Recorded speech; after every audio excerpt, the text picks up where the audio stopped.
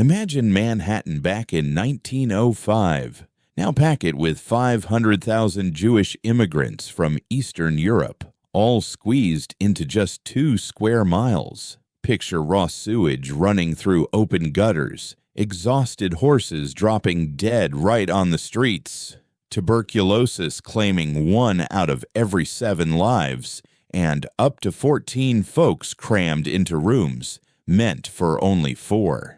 Welcome to the Lower East Side, the most crowded spot in all of human history. Denser than Kolkata, more jam than London's roughest slums, tighter than any place where people have ever scraped by. A neighborhood where you might witness a kid succumb to diphtheria at dawn, then grab a steaming kishka from a street vendor come dusk. Tonight we're diving right into that world, not as visitors peering into a tenement exhibit or grabbing pastrami at Katz's. No, we're experiencing it firsthand, day by day, through one individual's eyes, every sight, scent, sound, and hardship they'll endure. You awaken to pitch black. For a fleeting instant, perhaps half a second, your location escapes you. Then reality crashes in. The odor. It's not a single scent, but a thick buildup. Sweat hits first, not just your own, but from 7 others crammed in this space. The Davidowitz family pitching in with their mother, father, 4 kids, and grandma. All those bodies, including yours, seeping into the stifling August warmth. Next comes the aroma of onions sautéed in chicken schmaltz from the day before, long since absorbed into the walls from countless meals. Mingled in is the outhouse wafting up from the air shaft 3 stories below, cleared out perhaps weekly if the landlord bothers, or maybe just someone's overnight puke. The tiniest Davidowitz kid's mess likely stirs the decaying trash hauled up from the alley underneath, and weaving through it all, coal fumes, bodily waste, and that unmistakable tang of destitution, yours included. This is 97 Orchard Street, Lower East Side, Manhattan, August 1905. You're stretched out on a straw pallet teeming with bedbugs in a 10 by 11-foot chamber on the 4th floor of a 5-story tenement, right above the Rosenbaum family's place on the block. Orchard Street, the busiest road in America's most jammed district.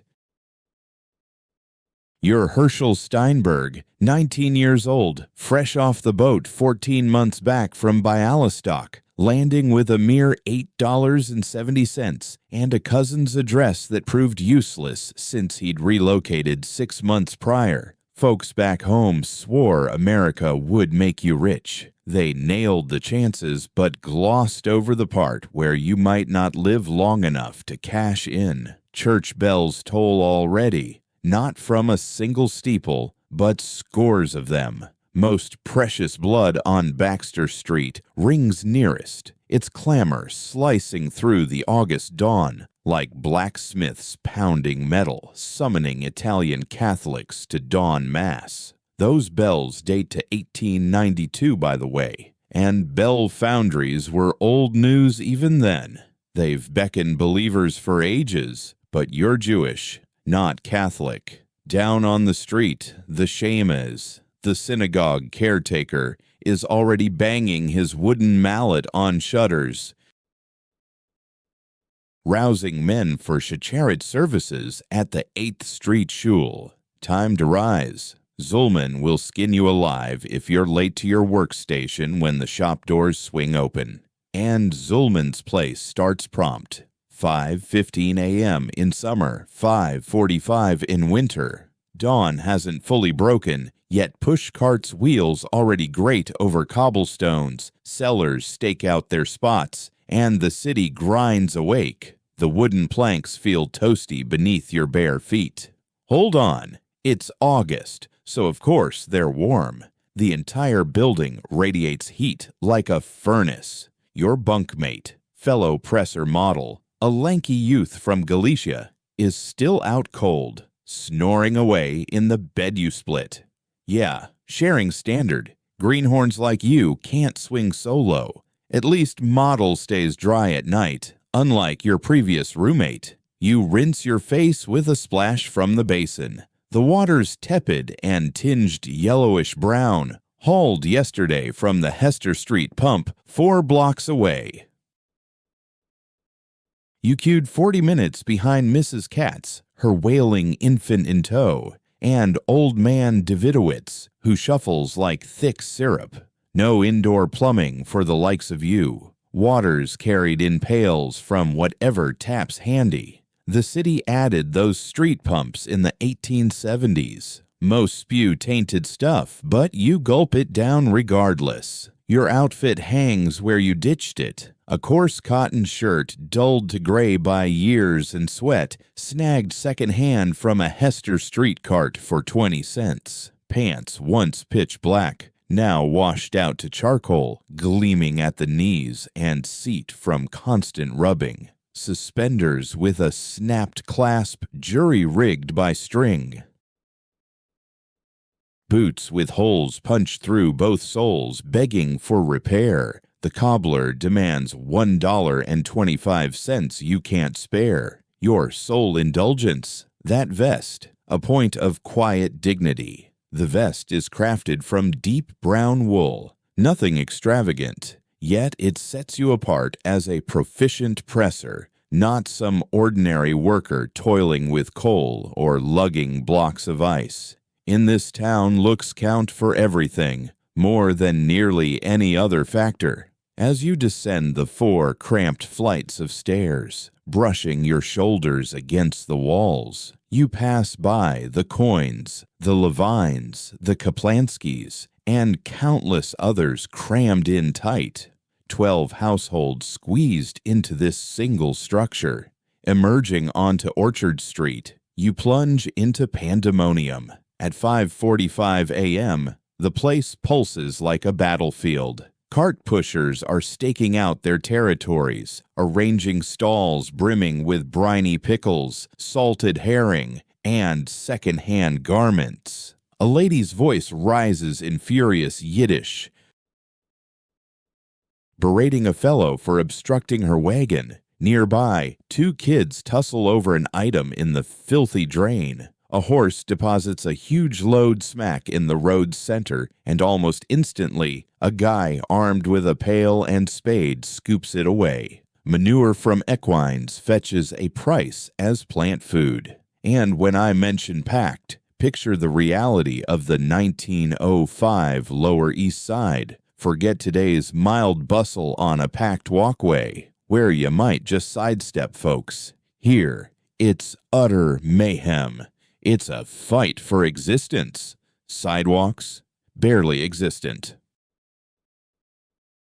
Fancier avenues boast elevated stone walkways on the edges, but typically, you're jostling for room amid it all. Foot traffic, equines, carts groaning under loaves of bread, barrels of ale, or stacks of bricks. Fancy coaches ferrying uptown sightseers gawking at the slums. Hand carts piled skyward with odds and ends, hawkers toting baskets, panhandlers extending shaky palms, strays devouring trash, even swine.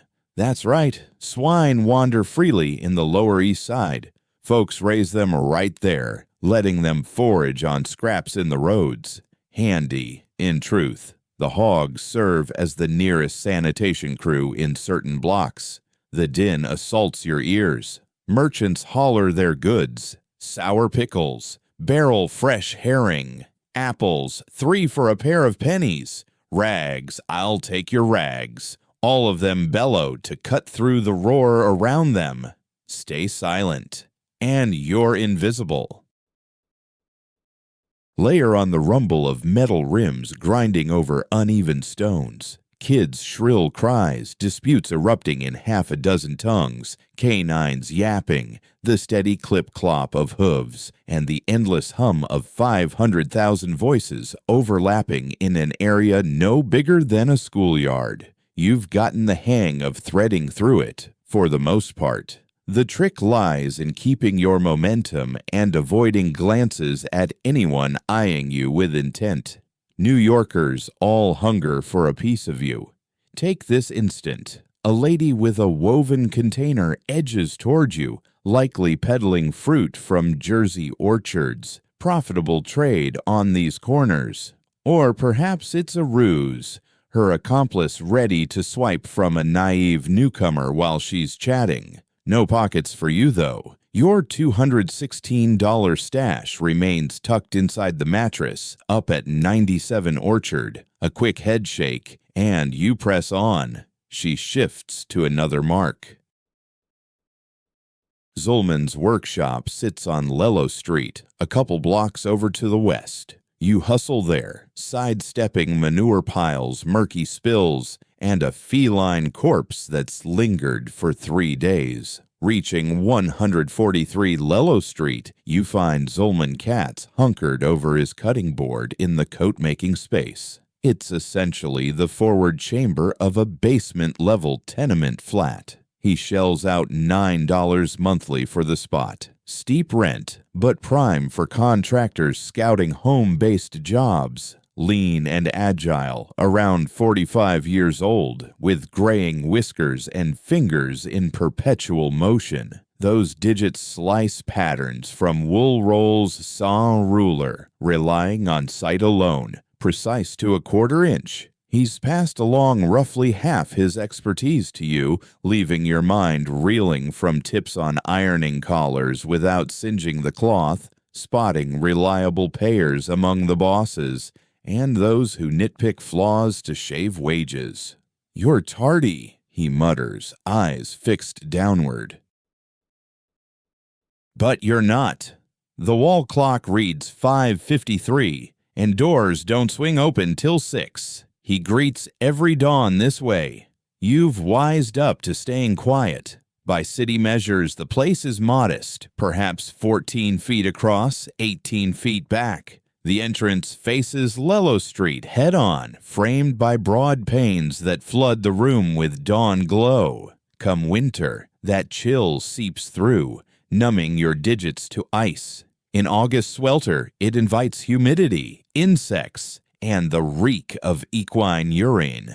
Further in stand 3 tables for layouts, 4 treadle machines, 2 singers, a Wheeler and Wilson, plus 1 unreliable clunker that jams constantly alongside your ironing setup, featuring a 12-pound coal-heated tool that glows hot enough to blister flesh. Shelves line the sides, crammed floor to ceiling with rolled materials. Ebony wool for gentlemen's overcoats, slate wool for slacks, tan cotton for interiors. Spools of thread in 24 shades, buttons sold by the dozen, plus marking chalk, scissors, tapes for sizing, and the array of everyday implements. It's no fancy work, but it's straightforward labor. Lello Street is where it all happens. After 14 months here, the sheer bustle of this place still leaves you in awe. Back in Bialystok, your entire community might have fewer folks than crowd this one block on any typical day. The street got its name from some ancient English landowner who held property here when Manhattan was little more than fields and pastures. That's what it used to be, pure farmland. These days, it's packed with tenements soaring 5 or 6 stories up. Every structure overflows with storefronts, households, workrooms, and who knows what other chaos. When Zulman dispatches you on the morning's initial task, to drop off completed coats to a builder on Division Street, you opt for the scenic route, just to soak it in once more. It never fails to steal your breath. The Brooklyn Bridge, finished in 1883, following 14 years of building that claimed 20 lives. John Augustus Roebling dreamed it up, though he passed in 1869 from tetanus after a foot injury during the early site inspection. His son, Washington Roebling, stepped in, toiled for years in the submerged caissons, suffered such severe caisson disease that he was left bedridden, and oversaw the final phases from his riverside home window as his wife Emily shuttled instructions to the site. The central arch climbs 276.5 feet over the East River at peak tide, held aloft by 4 cables, each packing 14,680 miles of wire. The Gothic towers reach 278 feet, constructed from hefty limestone and granite chunks, some tipping the scales at 4 tons apiece. Folks claim Roebling engineered it to be visible from anywhere in Manhattan below Houston Street. You buy that? Right now, with dawn's rays glancing off those towering arches, it shimmers like a sacred edifice. Sunlight hits the stone, bathing it in golden hues. Pigeons, sparrows, and other birds wheel around the cables. You spot hawks occasionally, on the prowl. Even the creatures of New York play rough. You pause briefly, simply gazing. A young Jew from Bialystok beholding America's pinnacle of engineering, perhaps the finest bridge on earth. The builders were still at it when you were a kid. Your grandfather could have caught wind of it through letters from relatives who'd crossed over before. It's that fresh, that tangible. Still, you can't linger indefinitely. Those coats aren't going to drop themselves off. The contractor's depot sits on Division Street, right where the Lower East Side fades into Chinatown. The spot Zulman jotted down is 47 Division. You weave past a noodle joint marked with Chinese script and a shop hawking what seems like preserved fish. The aroma hits hard. Not unpleasant precisely, but intense. Notes of ginger, soy, and some pickled tang blend with the city's standard reek of trash and manure. Within the warehouse, a Chinese fellow sporting a long braid and a silk-embroidered jacket inspects your delivery of coats. Mr. Chen's his name. He's a steady client for Zulman. He takes the ready-made items, flips them to big stores uptown, pockets the big bucks while outfits like Zulman chase the leftovers. Fine craftsmanship, Chen remarks in thickly accented English. He traces a seam with his fingertips, eyeing the stitches. Your employer delivers top-notch, unlike those other hacks. That's right. Chinese traders on Division Street picked up Yiddish back in 1905.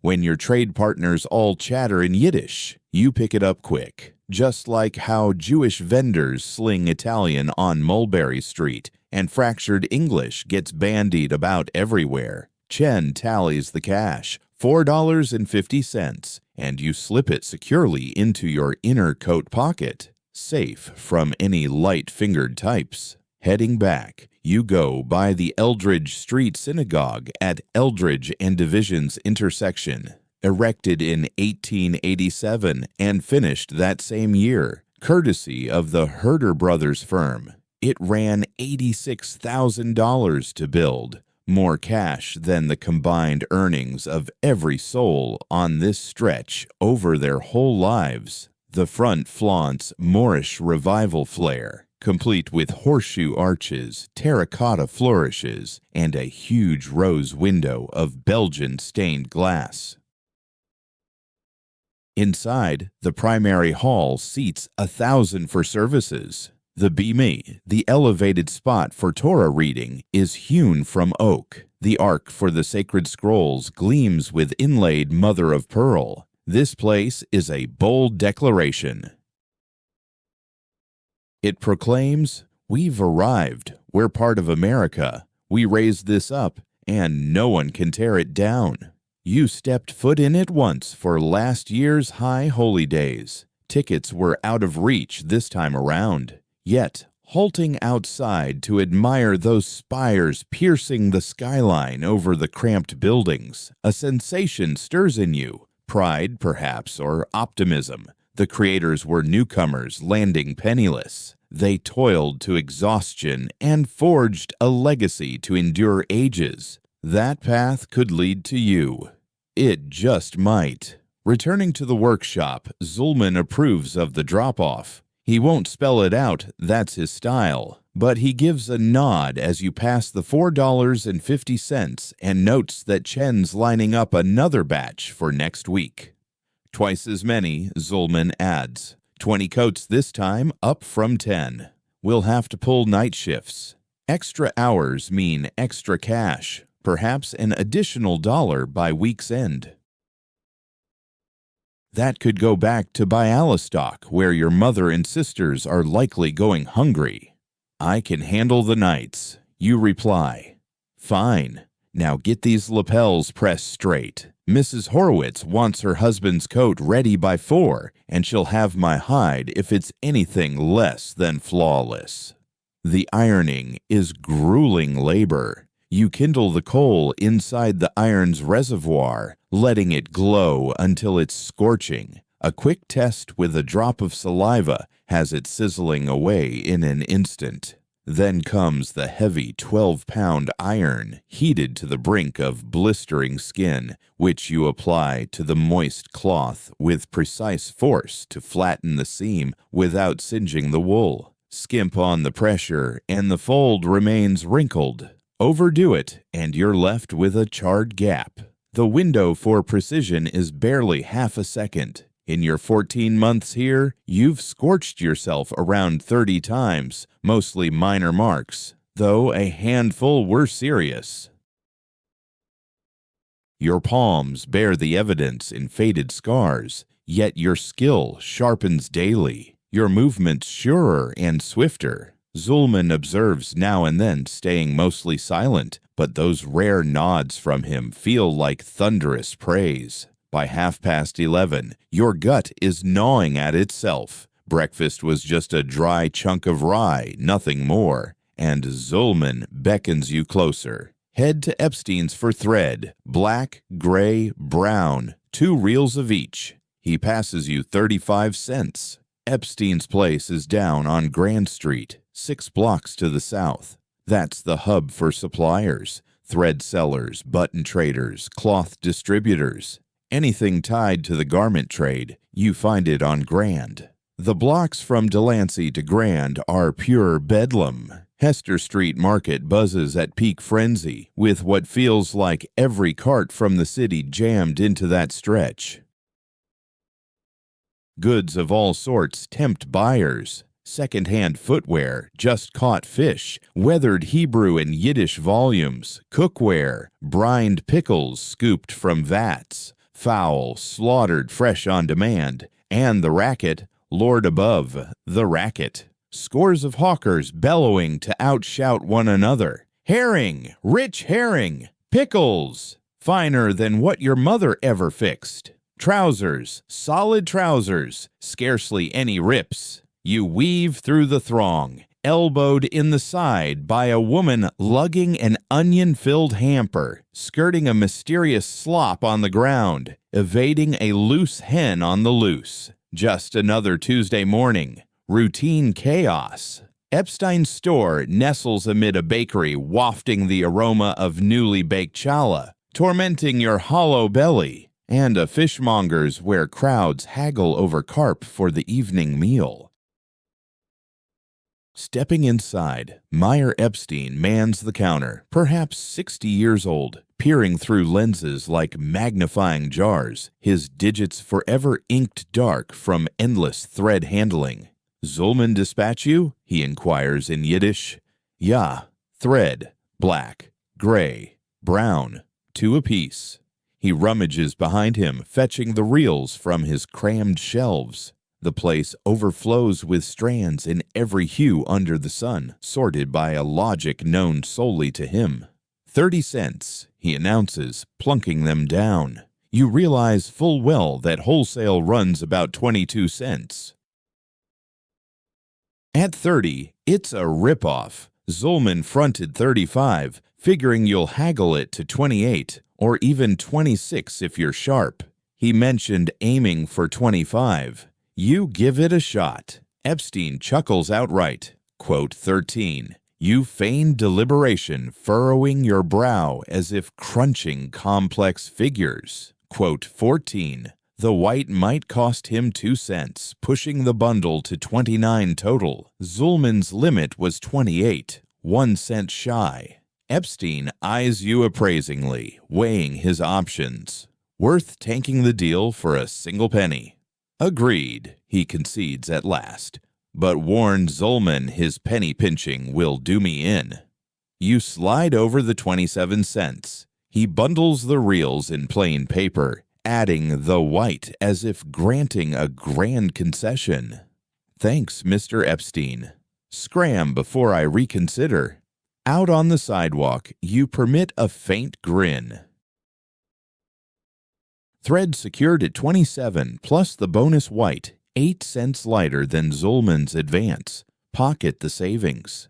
That's the game. The gap between the allowance and the real price becomes your cut, your payoff for haggling prowess. 8 cents gets you something warm to eat, not fancy, but sustenance. You pause at a corner cart on Grand and Delancey, where niches go for 3 cents.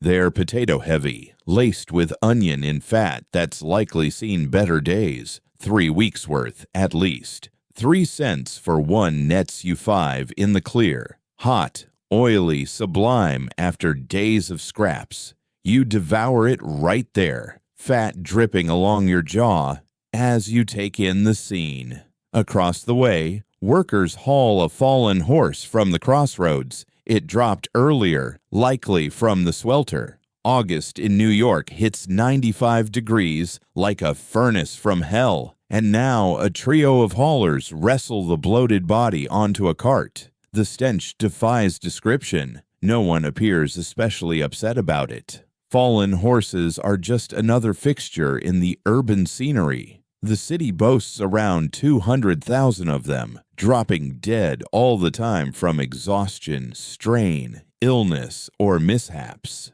In Manhattan, scores perish each day. Those that keel over on crowded avenues get hauled away promptly, while the ones in back lanes might rot there for several days undisturbed. Such is life in 1905. You polish off your niche, brush the crumbs from your pants, and return to Zulman's place with the spool of thread and your hard-earned 5-cent gain. Inside the workshop, you pass Zulman the thread along with the leftover coins, 7 cents total, after shelling out 3 for the niche. He tallies the money, inspects the purchase, and gives a curt nod. He's aware you pocketed a bit for yourself, and likely has the exact figure in mind, yet he lets it slide as long as you delivered the goods without blowing the whole budget. That's how things run around here. Solid, he mutters.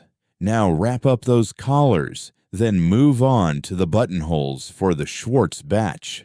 Working buttonholes demands finesse. You never iron them directly. The women handle the stitching, but your job is to steam the surrounding cloth, ensuring the openings sit smooth and even.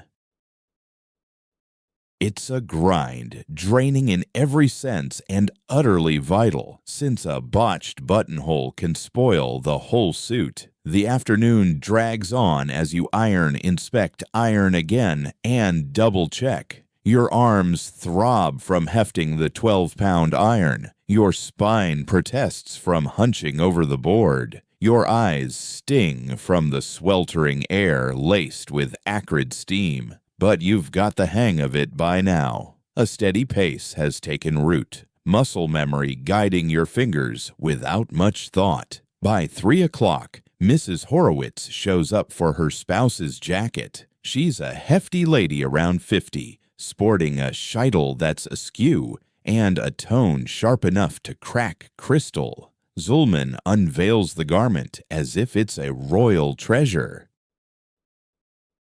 She scrutinizes each seam, fastener, and thread, tracing her fingertips over the collars you handled earlier that day. Flawless, she declares at last. Mole will cut a fine figure. She hands over $3.20, tips 20 cents, and departs with the jacket slung across her arm. Zulman tallies the cash, jots it in his accounts book, and stashes it in the iron safe hidden beneath the floor. "You nailed those collars," he remarks.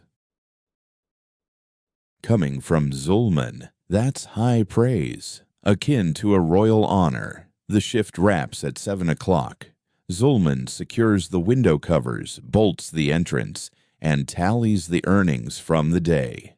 It was steady, nothing spectacular, but respectable. The Chen shipment, the Horowitz jacket, plus some minor jobs, perhaps $20 in all after subtracting supplies and expenses. Zulman clears about $8 or $9 profit. Come Saturday payday, you might pocket 12 or 13 cents of it. Zulman instructs, "You're bone-tired, limbs heavy as iron, spine howling in complaint. Still, you've survived the day, and those 5 cents from the thread deal remain tucked in your pocket. En route home, a pushcart seller catches your eye with fresh pretzels. They're soft, steaming hot, dusted in rough salt. At 2 cents apiece, you snag one, leaving 3 cents behind. It's doughy and briny, the ideal reward after a full day wrestling coats in the August swelter. You munch it while strolling up Orchard Street toward number 97 amid the fading bustle, the avenues still teeming. As always, though the vibe has mellowed, more languid. Folks trudging back from their labors, children batting a stickball in the road, ladies perched on front steps, hoping for a whisper of wind. Reaching 97 Orchard, you ascend the 4 dim flights, groping your way in pitch black. The corridor lacks any lamps. You rely on touch and habit. Back in the flat, the Davidowitz clan is already at supper. Mrs. Davidowitz has simmered a basic broth of potatoes and onions in plain water, perhaps with a scrap of chicken for taste if fortune smiles. You ladle yourself a portion and settle on the floor, chairs being scarce. You dine in silence as the family chats animatedly in Yiddish nearby. You're no kin to them, merely boarding here. The bed spot costs $2 weekly, and Mrs. Davidowitz includes 1 daily meal in the arrangement. But family? Hardly. You're an outsider, a lodger crashing in their space, breathing their space. That's commonplace. Most buildings on the Lower East Side function this way, with households subletting sleeping quarters to lone workers to cover the rent. Often you split the mattress with another boarder or alternate shifts. You claim it after dark. The next guy takes it by day. Makeshift, but it suffices. Post-meal, you've got a brief window of free time, perhaps an hour or so, until fatigue crashes in and rest overtakes you. You could venture out to the saloon on Essex Street, where the lads congregate. Poker, ale, and the occasional flirtation, if luck holds. Model hits it up nearly every evening, but tonight you're wiped out, and those 3 cents could prove useful later, or stash them away, amass a small buffer. Instead, you linger indoors, by the pane, gazing down at the thoroughfare. Dusk is falling. The sun itself eludes your view, hemmed in by 5-story walls, yet the glow shifts from pale to amber to slate. Lamps flicker to life along the block as candles glow in the windows. The lamplighter passes by, igniting the gas lights at each corner. Dim illumination, yet it offers some comfort. Evening noises gradually take hold, faint tunes echoing from afar. An infant's wail, heated exchanges in Yiddish, Italian, and Chinese, floating from the floors above and below. This has become your world now. 97 Orchard Street on Manhattan's Lower East Side. not the birthplace you left behind, nor the wooden cottage in Bialystok where your mother remains, with its garden where you once spoke Yiddish, savored her meals, and studied Torah at Cheddar. That life feels as distant as the moon. Instead, home means this tight quarters shared with unknowns, this restless avenue, this metropolis that devours souls, discards them, and marches on. You shut your eyes. Dawn will bring fresh trials, another 5:45 alarm, more endless coat pressing until your limbs ache, another brush with peril from illness, flames, factory mishaps, and countless other threats New York hurls at its inhabitants. But for this evening, you persist. You're sufficiently sheltered, nourished, secure, luxuries beyond reach for many. You settle onto the pallet beside Model, his snores already rumbling. Bedbugs nip right away. Though exhaustion dulls the sting, you've grown numb to them. Beyond the walls, the urban pulse endures without pause. Even at midnight or 3 a.m., activity buzzes, laborers toiling, lives ending, new ones starting, fortunes gained or shattered. New York's vast engine churns relentlessly through the dark, fueled by drive, despair, and optimism, drawing you into its gears, willing or not. Morning arrives abruptly. The Shams raps insistently. Bells toll once more. The city stirs, as always, amid clamor, disorder, and the stench of 500,000 souls battling for one more day. You dash water across your face, don your garments, and grope down 4 shadowy flights. Zulman waits at his cutting bench when you reach the shop at 5:52. Late, he grunts. You're on time as usual, but silence is your choice. Zulman adds, eyes fixed on his layout. Your gut twists. 23rd Street lies far from the Lower East Side. Uptown territory, a realm apart. Quote 29, quote 30. The twist of a Jewish tailor warning against being. Quote 31 registers sharply, but you bite your tongue. Zulman passes the bundle. 6 vests in brown paper bound with twine plus 8 cents for the trolley. Quote 32, quote 33. You head west along Delancey Street to the Bowery, the boundary splitting the Lower East Side from Greater Manhattan. Eastward, newcomers, cramped housing, sweatshops. West, all the rest. The trolley clatters in, a horse-pulled vehicle on tracks crammed with commuters. You elbow aboard, hand over 4 cents, and clutch an overhead strap. It jolts northward. Through the glass, the landscape shifts. Slums sparse out. Avenues broaden. Structures soar. Crossing Union Square at 14th Street, you've entered another New York entirely. Here, edifices rise in stone and brick, not flimsy wood. Roads gleam with true cobblestones, free of mud and refuse. Folks appear sharper in attire, stride with purpose.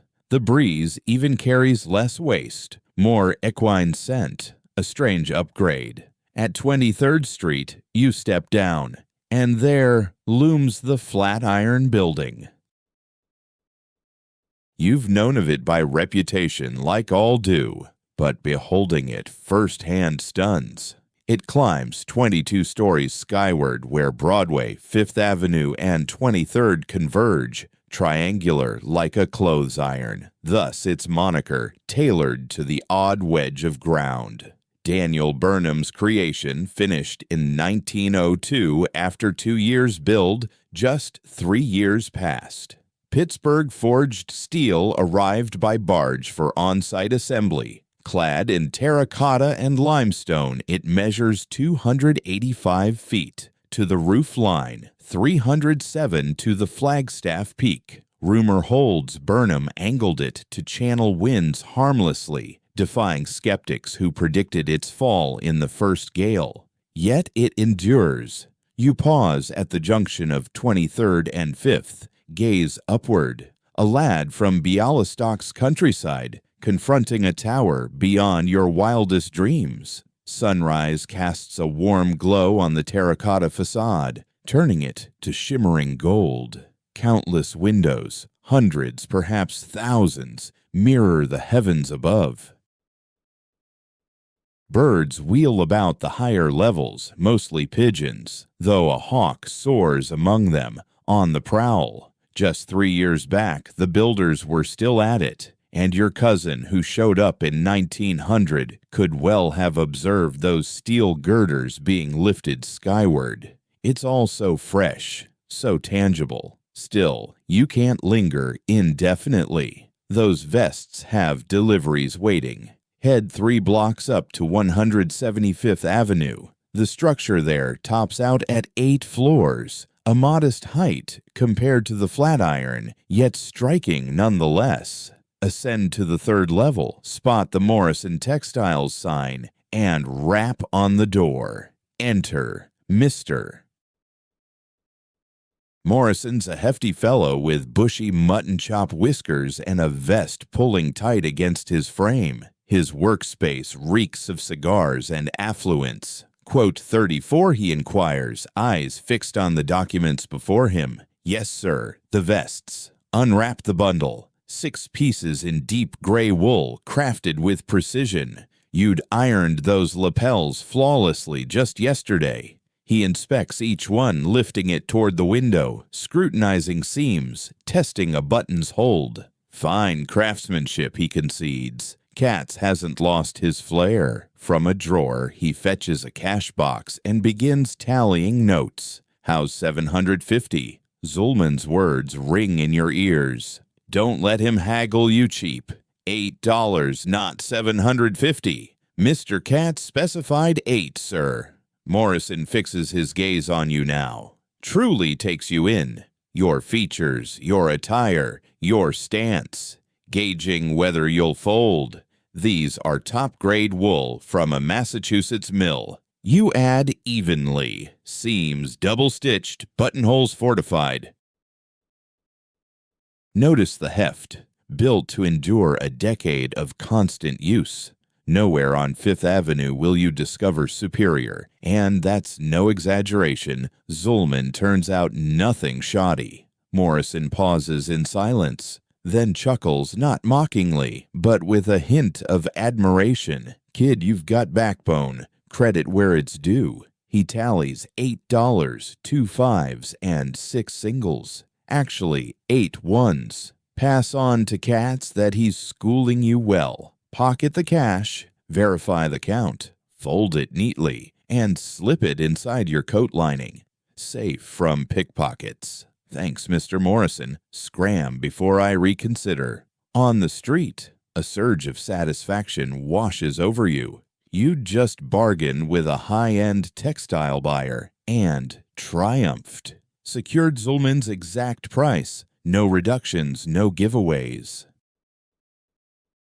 That's no small feat. Rather than dash straight for the streetcar on 23rd, you veer off course, craving a nearer view of the Flatiron. The structure's foundation swarms with purposeful walkers, suit-clad gentlemen with satchels, ladies in flowing dresses and ornate headwear. A breed worlds apart from the cart pushers and garment laborers down in the Lower East Side. Circle to the slender tip of its triangular form and crane your neck upward. Up close, it appears razor-thin, almost illusory, like mere scenery propped before emptiness. Yet it's solid fact. Iron framework, masonry, terracotta climbing 22 stories high.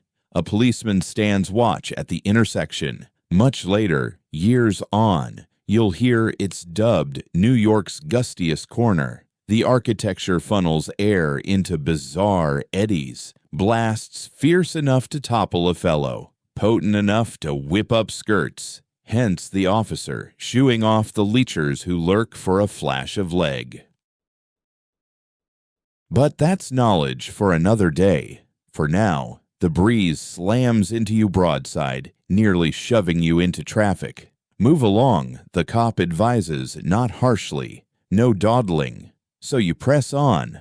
Aboard the streetcar rumbling southward, reflections crowd your mind. Towering edifices like the Flatiron, executive suites like Morrison's, polished wood furniture, gas lighting, wall-to-wall rugs. Fellows in fine attire who've never ironed a garment, hauled goods, or bunked in a cramped space. That's one facet of New York. The realm of elevator rides to lofty offices, sealed contracts, and evenings in townhouses boasting personal baths.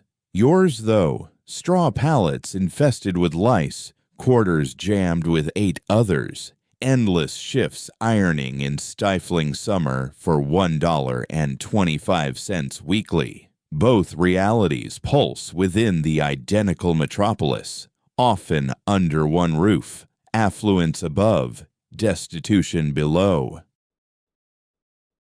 The trolley re-enters the Bowery, slipping back into familiar turf, your patch at least. Tenements loom anew, avenues squeeze tight. The throng swells, the odors resurface, waste, refuse, bodies crammed beyond capacity, back to the Lower East Side.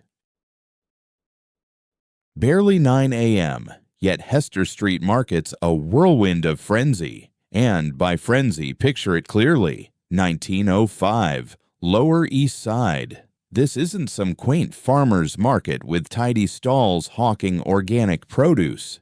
No, this is a battlefield, survival of the fittest. Capitalism at its rawest, most unforgiving extreme. The stretch of Hester Street from Essex to Norfolk, barely 3 blocks, overflows with pushcarts so densely crammed that the cobblestones vanish beneath them.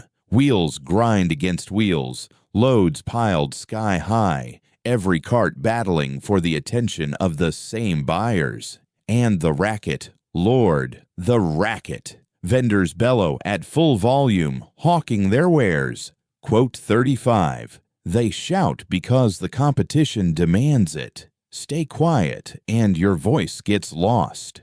Nothing sells. No one eats. Layer on the throng of bargain hunters, hundreds, perhaps thousands, elbowing through, haggling fiercely, poking at merchandise. Dickering over costs. Toss in horses dragging wagons that force the masses to split apart grudgingly. Factor in kids scampering wildly, filching goods when possible, goofing off otherwise. Don't forget the beggars slumped by walls, palms extended, or the stray dogs scavenging trash in the ditches. And then the quarrels erupt in half a dozen tongues at once. Yiddish, Italian, Russian, Polish, Hungarian, German, blending into a chaotic babble that somehow clicks for all. The odors assault you, nothing pleasant, just overpowering. Barrel-aged pickles, gutted fish both fresh and foul, pungent onions and garlic, horse droppings, bodily perspiration, decaying produce, squawking hens, wisps of smoke, and beneath it all, that inescapable tang of destitution soaking the entire district. You've gotten the hang of threading through it, for the most part. The trick: keep your momentum going and avoid locking eyes with sellers unless you're serious about purchasing. Catch their gaze, and you're hooked. Quote 36. You press on without a glance. The fruit peddler shifts to the next mark. Quote 37. You wave it off and stride ahead. A boy, no older than 7, zips by inches away, the whoosh brushing your arm. Something lumpy hides under his jacket, likely lifted from a nearby stall. The merchant hollers after him, but the urchin melts into the swarm. That's Hester Street for you. To reach Delancey Street, you have to slice right through the frenzy. No detour possible. The market pulses as the neighborhood's vital vein, funneling every route its way sooner or later. Approaching the Hester-Delancey intersection, a brawl ignites. Two pickle-barrel hawkers unleash a torrent of Yiddish curses over turf, one accusing the other of poaching his pitch. Tempers flare into pushes. A barrel topples. Sour pickles scatter in all directions. Salty brine sloshes over the pavement. In moments, onlookers swarm. A few attempt to intervene. Others wager on the victor. Kids snatch up the loose veggies. An Irish beat cop from the 7th Precinct shows up, dispersing the melee with firm swings of his baton. Zero finesse. The dust-up wraps in under 3 minutes. Spectators scatter. The sellers mop up their mess. Everyday pandemonium resumes. Typical Tuesday on Hester. You arrive at Zulman's workshop by 9:30, shirt soaked from the August swelter and the ordeal of muscling past the market throngs. Zulman hunches over his sewing machine, finessing a coat collar. You bring the cash, he mutters, eyes fixed on his task. You fish out the $8 and lay it on his work table. He verifies the count, grunts approval, and stashes it in his strongbox. Morrison hassle you? He pushed for $7.50. I stuck to $8. Zulman pauses and eyes you squarely. A glint of approval or pride crosses his features. Not bad. That Morrison pulls that stunt on everybody. Most fold. You held firm. He resumes stitching. Now, iron these lapels. 6 coats left to wrap by evening. And you're plunged back into the grind. By 2 p.m., as the sun peaks and the heat saps your strength amid the coal dust and empty stomach, Zulman dispatches you again. Quote 43. Greenbaum's place hunkers on Grand between Orchard and Delancey, wedged amid a matzo oven and a purveyor of sacred goods like tallit, tefillin, and mezuzahs. The interior brims with textiles from floor to rafters, rolls of wool, cotton, linen arrayed on racks by hue and heft. The sharp scent of unprocessed wool hits like a wave. A hint of lanolin mingles with a faint, musky animal scent. Abraham Greenbaum stands behind the counter, around 55 years old, sporting a gray beard and glasses that enlarge his eyes dramatically. "Did Cat send you?" he inquires in Yiddish. "Yes, sir. He's after black wool, medium weight, sufficient for 12 coats." Greenbaum retrieves a ledger and begins leafing through its pages filled with tight scribbled notes. For 12 coats, that's roughly 36 yards, varying with the design. He hauls down bolts from the shelves, unrolls one, and lays the material out across the counter. This comes from a Connecticut mill. Solid quality, not top tier, but reliable. Give it a touch. You slide your fingers over the wool. It's sleek, yet textured, with a decent heft and no visible defects in the threading. What's the cost? 36 yards at, say, 60 cents each. $21.60 total. You calculate it mentally. 36 times 60 cents equals 21.60. Spot on.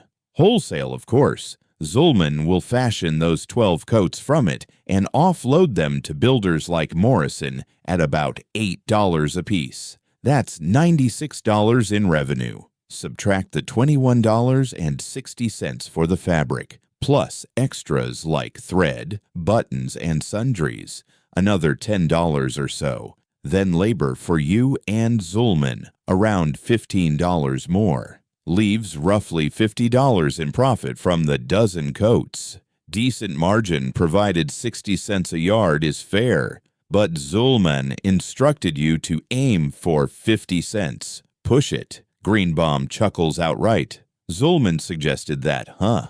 That sly operator, he's aware the mill rates climbed last month. The southern cotton harvest tanked, driving demand for wool sky high and jacking up prices. Basic supply and demand. I'll do 55 cents. You offer 58. And that'd be slashing my margins. I've got expenses, you understand. Rent, lights, and my bungling nephew who wrecks more stock than he moves. You feign deliberation. I have to check with Zulman on the rate. He'll make the call. You inform Zulman that Greenbaum claims 58 cents is the lowest around. If he wants alternatives, sure, but prices match everywhere, or higher. You agree with a nod. I'll pass it along. Fine. Now clear out. Actual buyers are due. Returning to the shop, you brief Zulman. Greenbaum's asking 58 cents a yard, mentions the mill hikes. Zulman grimaces. That trickster, claiming that. Yes, sir. He cited the failed cotton crop, pushing wool demand. Zulman pauses, pondering.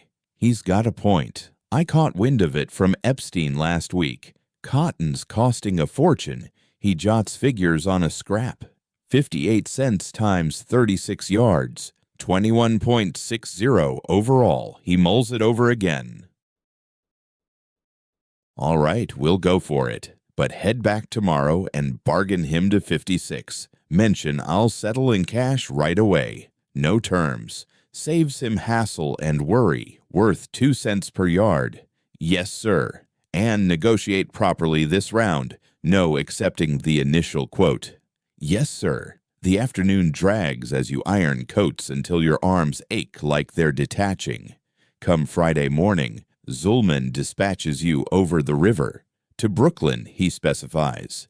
Williamsburg, a button maker on Bedford Avenue, named Lefkowitz. I require 2 gross of black buttons, 1 gross gray. Here's the spot. He passes a slip with the address scrawled in Yiddish, Bedford Avenue by South 4th Street, along with $3 for the purchase and ferry fare. Guard that cash. Avoid thieves. And cap the buttons at $2.50. Your gut twists. Brooklyn requires traversing the East River, either the penny toll Brooklyn Bridge, perpetually jammed, or the 2-cent ferry straight to Williamsburg. Zulman notices your expression. What now? Afraid of some water? No, sir. Excellent. The ferry departs from Grand Street. Catch it on time.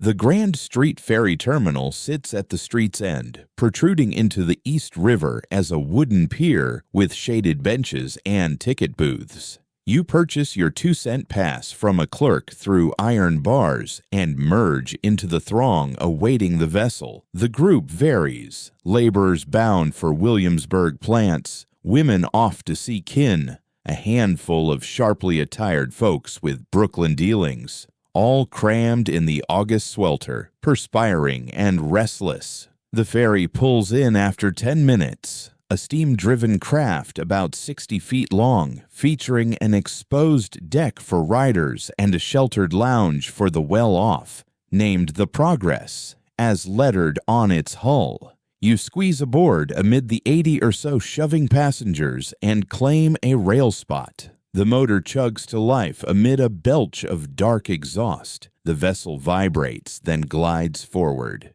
As it departs Manhattan, a fresh vista of the city unfolds, one you'd never glimpsed.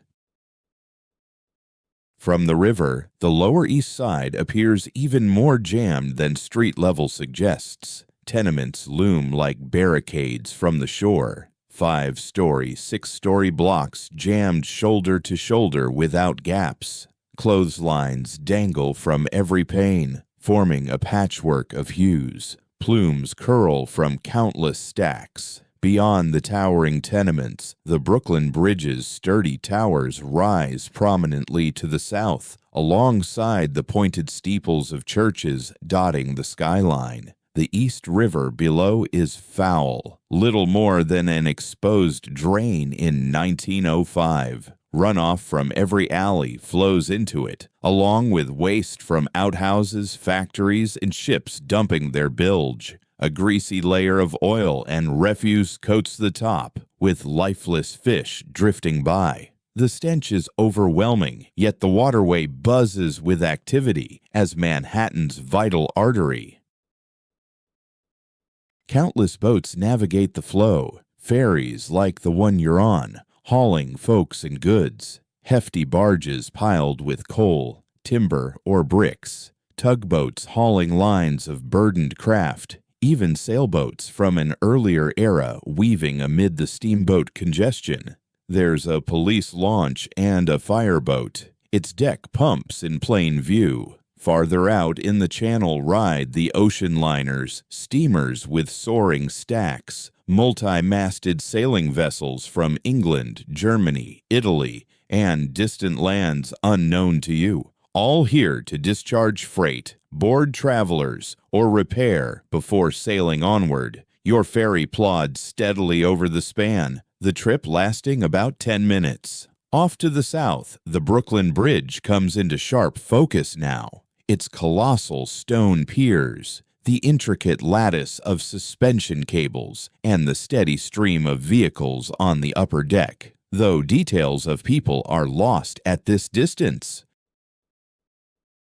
Completed in 1883, it's been standing just 22 years. Prior to its arrival, ferries were the sole link across. Word is, it handles 150,000 crossings daily, walkers, equestrians, trolleys, even overhead rails, all sharing the span. A true feat of ingenuity. Such wonders don't come free, though. A penny for foot traffic, higher fees for mounts and wagons. The ferry ride, by contrast, costs less. If Williamsburg is your stop, the boat bumps into the pier with a jolt that shakes your bones. Passengers rush the gangplank in a chaotic scramble, eager to disembark first. Here you are in Brooklyn. Back in 1905, Williamsburg stands apart from Manhattan, fresher in feel, with lower-rise structures and broader avenues that ease the sense of suffocation. Though poverty lingers and newcomers dominate the scene. Germans, Poles, Italians, Jews, drawn by affordability or fleeing the island's crush. Strolling along Bedford Avenue, you note the street signs, South 5th, South 4th, South 3rd, until a shop window catches your eye, emblazoned with Lefkowitz buttons. The interior overflows with them, no hyperbole intended. Shelves groan under glass containers, each brimming with a single variety. Wooden ones, metallic sorts, those from bone or shell, intricately patterned or starkly simple, in hues beyond counting. Mr. Lefkowitz, a compact fellow around 60, sports outsized hands oddly suited to such fine handling. Quote, 45, he inquires. Quote, 46. He requires black and gray varieties. For overcoats, quote, 47, Lefkowitz dips his head and begins yanking down jars. He spills the contents across the counter, blacks first, then grays, picking through meticulously, tossing aside any imperfect. Quote, 48, he declares, displaying a dark example. Quote, 49, he's spot on. The craftsmanship shines through at a glance. Katz ordered 2 gross in black, 1 in gray. Let me calculate, he mutters, grabbing pencil and paper. 2 gross make 288 buttons, 1 gross 144, summing to 432 altogether. Half a cent apiece comes to $216.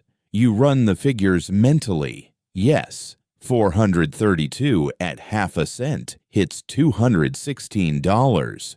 Zulman handed you $3 up front, instructing not to exceed $250, but $216 falls well under that mark. Bargaining further might smack of avarice. Still, the gap from $216 to, say, a $240 cap Zulman implied leaves $24. nearly 2 full days' earnings for many. Quote _51 you venture, Lefkowitz chuckles, without malice. Quote 52. Quote 53. He eyes you intently, gauging if you'll bolt. You've got grit, boy. All right, $205. Just inform Katz he owes me one. Yes, sir, much obliged. You dole out the bills, 2 20s and a 5, and Lefkowitz bundles the haul into 3 modest fabric pouches secured with twine. Relay to Katz these are top-notch, not junk. His clients will feel the difference once sewn. I'll pass it along. On the street, you secure the bags snugly in your coat's pockets and make for the ferry landing. You've trimmed Zulman 95 cents on the deal. A real coup. No small feat. Plenty remains for the return ferry to Manhattan. 2 cents leaves you 93 to pocket. 93 cents. You might hold on to a portion of it, though not the whole sum. That would amount to theft. Perhaps just 20 cents. Zulman wouldn't suspect a thing. You could claim Lefkowitz quoted 225, which remains below the 250 limit, and slip the 20 cents into your own pocket. With that, you could afford plenty. An entire meal at a diner, 3 niches, or even a full week's supply of bread. Yet, as you consider Zulman, recalling how meticulously he tallied the Morrison funds and how he scrutinizes every detail, you realize he'd figure it out. Somehow. He always does. And losing your job over pilfering a mere 20 cents would be the most foolish mistake imaginable. In the end, you resolve to return every last cent to Zulman. You'll report securing the buttons for $205. Let him determine if you're owed any reward. The return ferry to Manhattan carries fewer passengers. Mid-morning flow is sparser. Once more, you lean against the railing, observing Brooklyn shrink in the distance. The Williamsburg factories and apartment blocks, the steeple outlines, the vast immigrant district all blur into the mist, while Manhattan looms bigger on the horizon. The Lower East Side, your district, your home. The notion strikes you as odd. Home. You've only been in New York for 14 months. Hardly an eternity. But Baystock already seems like a distant fantasy, a tale from long ago about a locale that may never have existed. Your mother's features are blurring in your mind. Your siblings' names echo as mere noises, detached from any visages. The Yiddish laced with Polish that you once used is giving way to the local Yiddish-infused English dialect.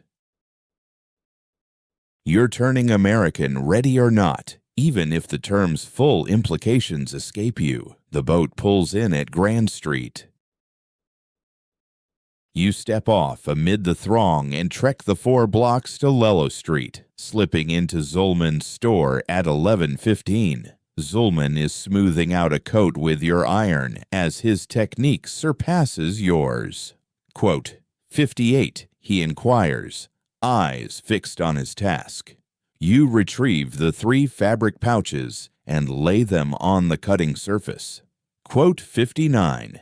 You tally out the leftover 93 cents and set it beside the bags on the table. Zulman glances at the coins, then the buttons, then at you. Quote 60. Quote 61. Zulman loosens the knot on one pouch, spills some buttons onto his hand, and inspects them intently. Quote 62. He murmurs. Quote 63. He meets your gaze once more. Quote 64. From the stack of loose change on the table, he separates 20 cents and passes them to you. Quote 65. You gaze down at the 20 cents resting in your hand. Quote 66. Quote 67. On Saturday afternoon, the shop shuts down early for Shabbos, granting you a couple of hours before dusk. Model suggests heading to the Bowery. Quote 68, he enthuses. Quote 69. 10 cents feels steep, but your 20-cent bonus from Zulman covers it. And after grinding through 12-hour shifts all week, you're craving a break from the confines of Zulman's workshop. So off you go.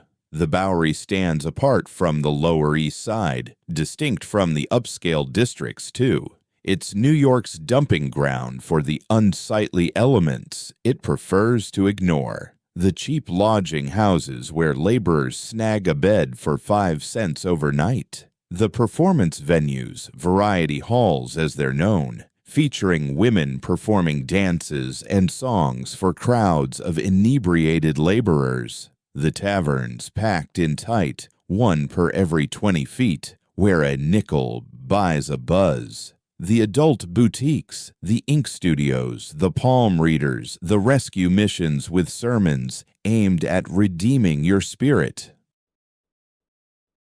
It's also home to the opium lairs, though you've steered clear and have no intention of entering. The tales circulate, men sprawled on rough cots puffing from extended stems, trapped in endless reveries from which they never emerge. Some perish right there in the bunks. Others stumble into the streets and collide with carts. The lanes here are tighter and filthier than those on the Lower East Side. The structures lean wearily. The residents appear tougher, more famished, utterly forlorn. Yet the Bowery doubles as a hub for diversions. The playhouses, not the lavish uptown spots staging Shakespeare for the elite, but the budget ones dishing out sensational tales and light-hearted skits for the working crowd. Tickets run 10 cents or 5 for spots to stand.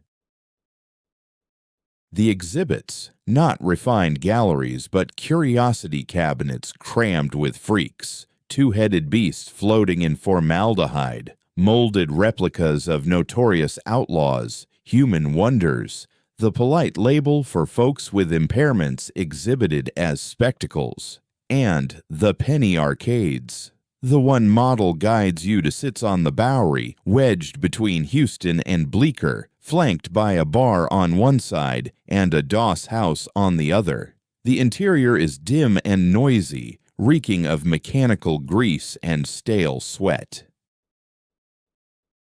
It's packed with contraptions, kinetoscopes, those private peephole devices where you squint through a glass and behold flickering images in motion. Mutoscopes operate like flipbooks, where cranking a handle brings the pictures to life. Fortune-telling devices stand nearby, along with strength-testing gadgets. Most attractions require just a penny, though a few demand a nickel or even a dime. The featured moving picture setup demands 10 cents. After handing your money to the attendant, a listless fellow with a cigarette hanging from his mouth, you step into a compact room lined with benches aimed at a blank sheet draped across the wall. Around 30 folks are squeezed in, all anticipating the show.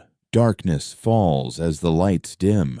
The projector whirs to life behind the audience, its gears chugging while the film unspools. Suddenly, pictures dance across the sheet. Actual motion. It's a locomotive pulling into a depot, swelling bigger as it nears. For an instant, your mind reels, convinced a real engine's about to smash through the fabric and flatten the crowd. Gasps echo around. A lady shrieks. Nervous chuckles break the tension. Finally, the train halts at the platform, passengers spilling out. The projection sputters to a close after perhaps 90 seconds. Lights flick back on. And that's your dime's worth. A mere minute and a half of a train reaching its stop. Yet it felt priceless. Incredible stuff, Model remarks while you both step back onto the pavement. You nod in total agreement. Nothing like this has ever crossed your path before. Sure, you've caught whispers of motion pictures, the Lumiere siblings from France, Edison's kinetoscope, trials popping up globally. But witnessing it firsthand hits differently. This is the shape of tomorrow. Visuals in motion, tales unfolding before your eyes. No performers or scenery needed. You can't foresee it now. But 2 decades from this moment, films will blanket the landscape. 4 decades on, sound will join them. 6 decades later, colors will burst in. A full century ahead, viewers will savor them at home via gadgets no one can yet imagine.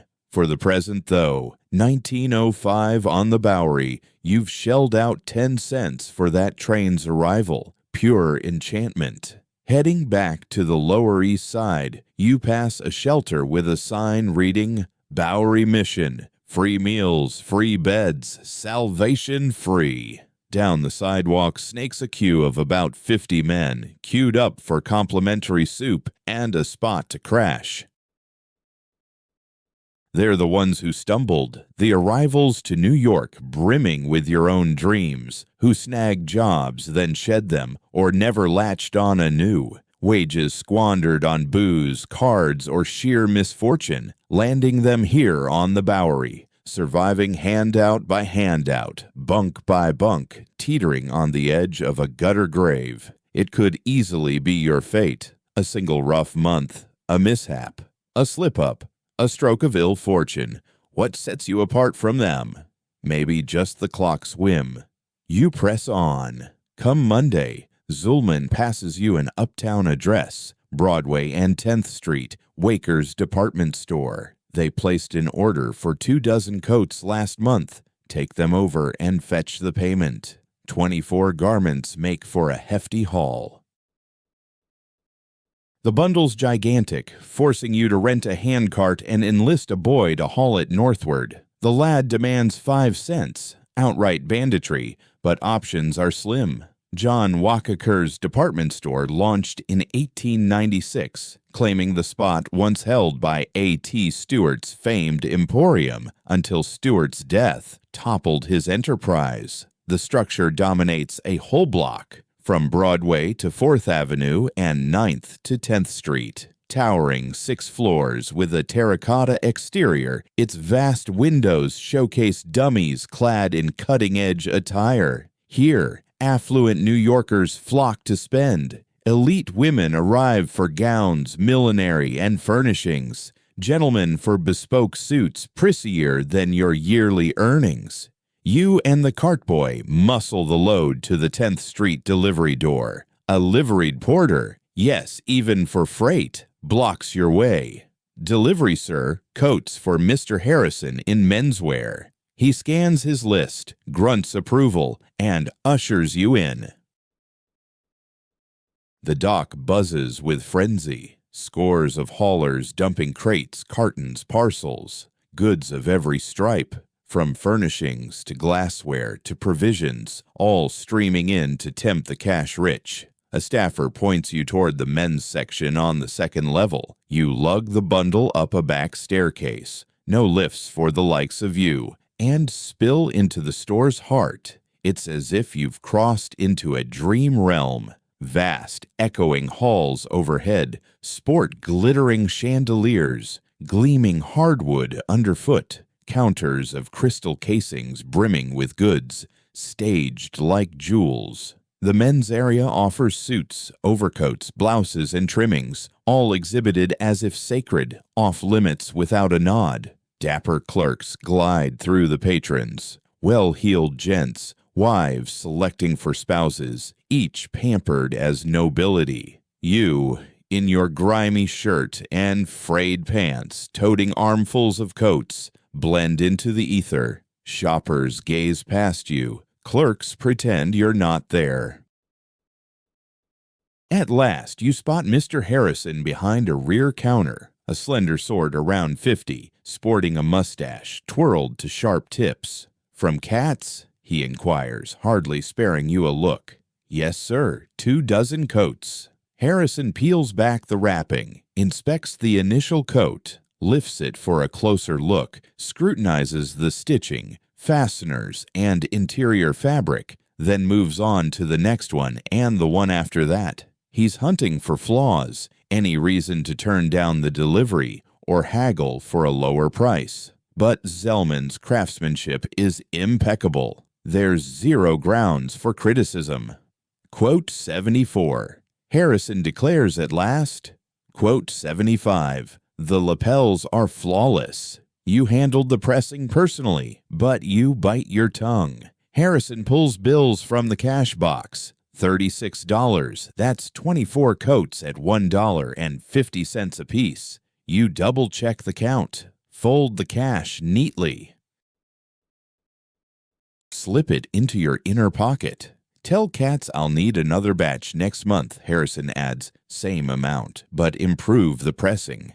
Yes, sir. You exit before he can lob more barbs your way. Though you don't bolt from the store right off. You've never set foot in an establishment like this before. Curiosity draws you in. You wander the selling areas, attempting to blend in. It falls flat. Your shabby outfit outs you instantly, but no one intervenes.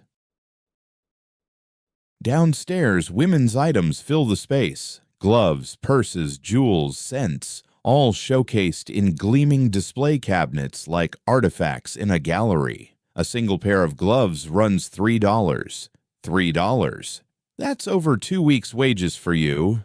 Up on the second level, it's men's attire. Third floor handles furnishings. Fourth offers household goods, china, bedding, cookware. And topping it off, the fifth floor boasts a dining spot. A genuine eatery right within the department store where customers can pause for a midday bite. You glance through the entrance and spot crisp white linens, polished silverware, attendants in crisp uniforms dishing out meals on fine porcelain. A menu by the door spells out costs. Soup goes for 25 cents, a sandwich 35, a complete dinner 75 cents, 75 cents for just one sitting. That sum could feed you for 7 days straight. You depart Wanamaker's and emerge onto Broadway under glaring sunlight. The avenue buzzes with movement. Horse-pulled wagons, motor cars. Yes, motor cars, even if they're uncommon in 1905. Trams rattle by. Well-dressed folks hurry along. This is New York as well. The affluent version, where folks patronize Wanamaker's, savor 75-cent repasts, and reside in stately row houses with their own lavatories. You head southward, retracing steps to the Lower East Side, observing the urban landscape shift. Structures dwindle in height, sidewalks grow grimy, the throng turns threadbare. Once you pass Houston Street into familiar territory, you're back in your element. The true domain. Cramped apartments, vendor stalls, toil-filled workshops, the realm where folks like you scrape by. That night, after handing over the Wanamaker's payment to Zollman, who verifies it thrice and gives a satisfied nod, you've got 2 hours until nightfall. Model proposes hitting the Café Royale on 2nd Avenue. Quote 79, he claims. Quote 80. The Café Royale holds renown locally. Post-show, Yiddish stage folk flock there. Verse makers declaim their lines. Radicals and rebels clash over upheaval. You've always stayed clear of the interior. The place teems upon your arrival. Seats all taken. Haze from dozens of smokes drifts overhead. The aroma assaults you up front. Genuine coffee, not the scorched grain brew most folks settle for.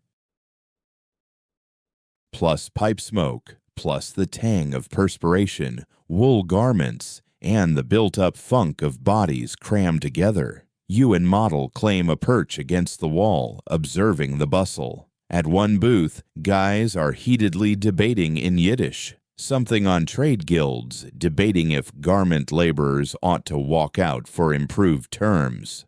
The owners won't yield a scrap. One bellows, "We've got to seize it. Rally, protest." And go hungry during the walkout. His opponent fires back. You believe unity fills the larder? The dispute intensifies. Nearby diners pile on. Soon the whole room's engulfed in chatter on union matters. Elsewhere, a lady recites from a paper, the four verts, the Yiddish paper every local pores over. She's voicing an agony aunt segment, drawing chuckles at the absurd woes submitted by readers. Toward the rear, a fellow with unkempt locks and a grubby jacket scribbles madly in a pad, tuned out to the chaos. Likely a bard, dramatist, or self-proclaimed variant thereof, they pour tea into tumblers, a la Russian custom. Coffee runs a nickel, pastry a dime. Coffee and sweets are out of reach, but you spring for a 3-cent tea glass and sip it leisurely, stretching it out. Such is the expatriate existence. When off the clock, they convene, they converse, they bicker, they grapple with Jewish identity in America, laboring under industry, bridging ancestral traditions with modern realities. You lack solutions to those riddles, yet here you stand, absorbing, growing. It's progress. Come morning, you're running behind. For the first time, you're genuinely tardy. Not like Zulman's joke about being late if you're there 30 seconds shy of 6. Truly late. You slept through your alarm. Either the shams didn't rap on the door, or you missed it entirely. Model didn't rouse you. By the time your eyes flutter open, the sun's already climbed high.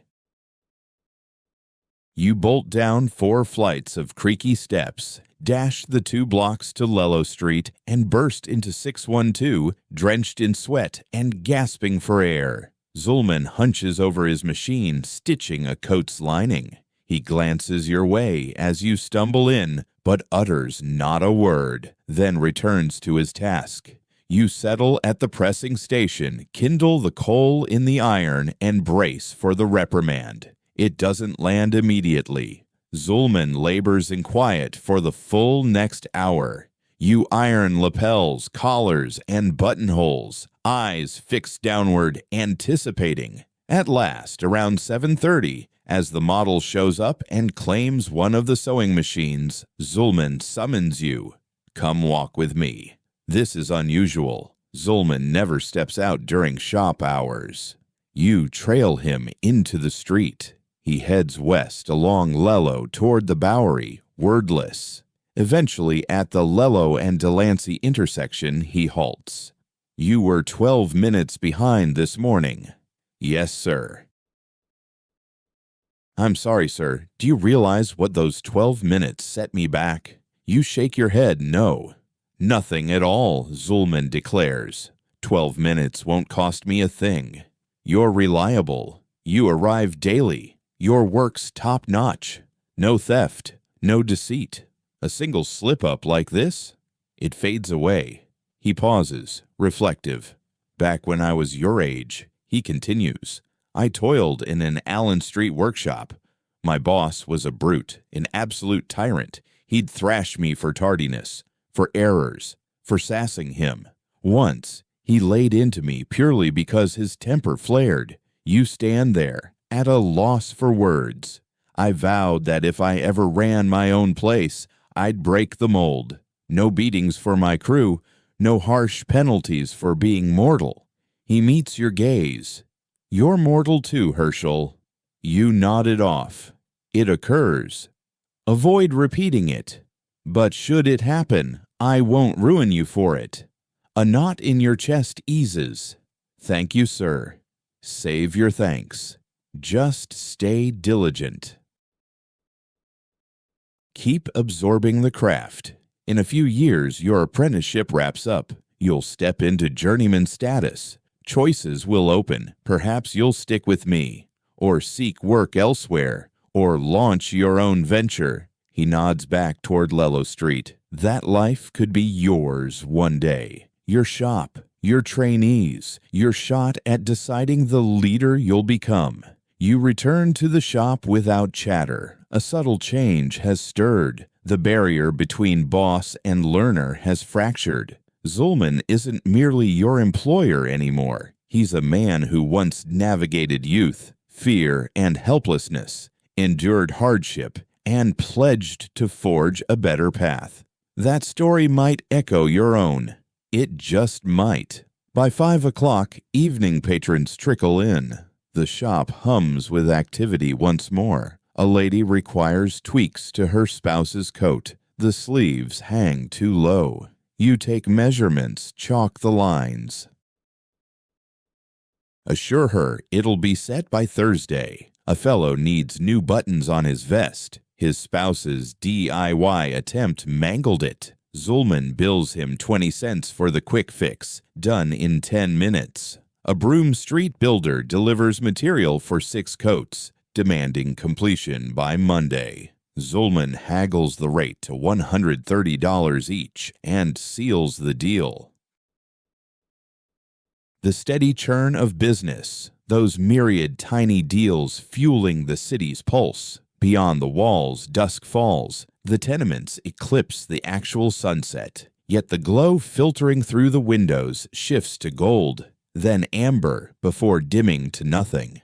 Candles flicker to life. Vendors fold their stands on the sidewalks. Another 1905 New York day ebbs gradually, though the night lingers. The shop locks at 7:30 sharp. Zulman insists on precision, no 7:40 or 8 o'clock extensions.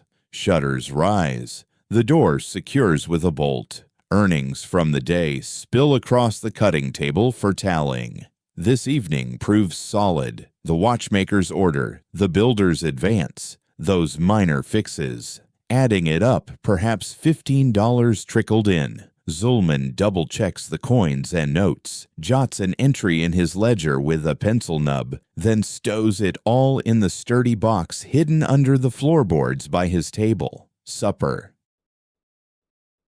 He announces. Meals unfold in the shop's rear nook. It holds a tiny kitchen, scarcely larger than a pantry, equipped with a chilly stove, a plain table, and 3 wobbly seats. Mrs. Katz handles the meals. She's a weathered figure, around 40, gray-streaked hair, palms calloused from labor. She must have been striking once before the city's grind and want, plus rearing 3 kids in a cramped tenement wore her thin.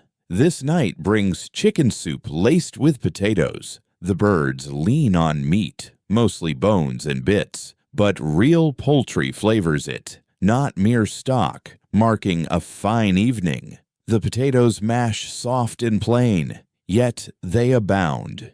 You fill your plate till satisfaction hits, a rarity compared to Bialystok suppers where hunger often claimed the night for lack of rations.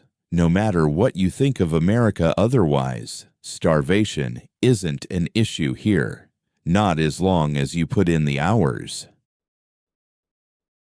Models perched opposite you, scooping bites into his mouth as if it's been days since his last real meal. Likely it has. He blows most of his earnings on gambling, dames, and low-rent diversions. Hit up Cafe Royale yesterday, he mumbles through a full jaw.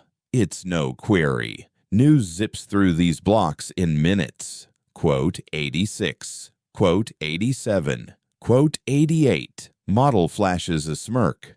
Quote 89. Mrs. Katz clears her throat pointedly. She's no fan of chit-chat over dinner. You two resume munching quietly.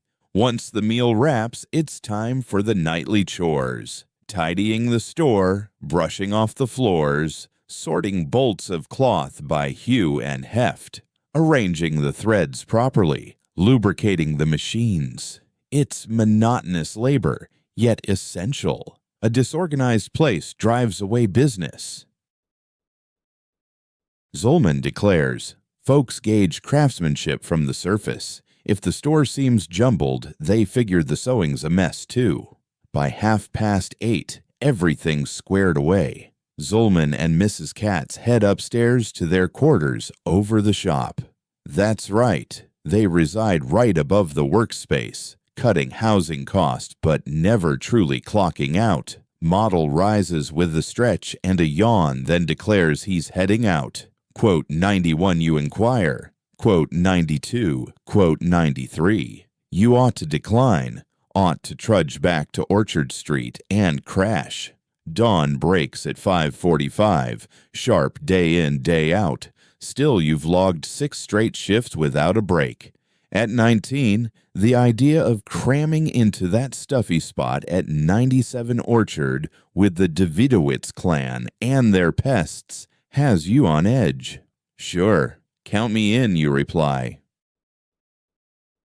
Moskowitz's spot huddles on Essex Street, wedged amid a brinery and a shoe repair joint. Out front, it's unremarkable. A plain wood door, a weathered placard in Yiddish and English, one flickering gas light out front. Step inside, though, and it's jammed. The din slams into you up front. Guffaws, yells, the tink of cups on scarred tabletops. Next comes the odor, steeped tea, pipe fumes, and sweat from too many folks jammed tight in the lingering August warmth, sun or no sun. The space spans perhaps 20 feet by 30, topped by a low roof stained dark from years of tobacco haze. Tables overflow with patrons. Others line the edges, clutching beverages, voices clashing. Moskowitz, a grizzled fellow with a gut like a barrel and barely a handful of English phrases, mans the rear counter, decanting tea from a massive samovar. The poker setup's tucked in a far corner. 6 guys hunched over a tiny board, dealing a game unfamiliar to you. Model's on nodding terms with the whole crowd. He shoulders past, trading slaps on the shoulder and Yiddish hellos. Quote 95, he announces, nodding your way. Quote 96, the players size you up. A presser off Broome Street, arms thick as cured meats. A buttonholer with splotches of fabric tint on his hands. Not ink exactly. And one stranger, possibly a straight-laced laborer or maybe a shadier sort, tough to peg. Quote 97 the presser probes. Quote 98. Quote 99. Quote 100 chuckles ripple around. It's 66. A game you've glimpsed from afar but never tried. Basics are straightforward. Snag high-value cards, rack up scores, top tally takes it. Tactics, though, trickier. Deciding draws, holds, wagers. Buy-ins a penny with pennies riding each round, but they mount quick. An hour later, you're short 11 cents. That's 2 niches, or 3 teas, or a solid chunk of next day's midday bite. Quote 101 you state, scooting your seat away. Quote 102 the buttonholer notes. Quote 103 models hanging in, ahead by 5 cents and beaming as if he's struck gold. You abandon him there and weave to the counter. Moskowitz's brew runs thin and cloyingly sugared, but it's steaming. Post-game jitters make it feel indulgent. You claim a lean-to spot by the wall and sip leisurely, eyeing the buzz. This counts as nightlife down here on the Lower East Side. No glitzy shows or plays. Those demand cash. No eateries either. Who's got that kind of dough?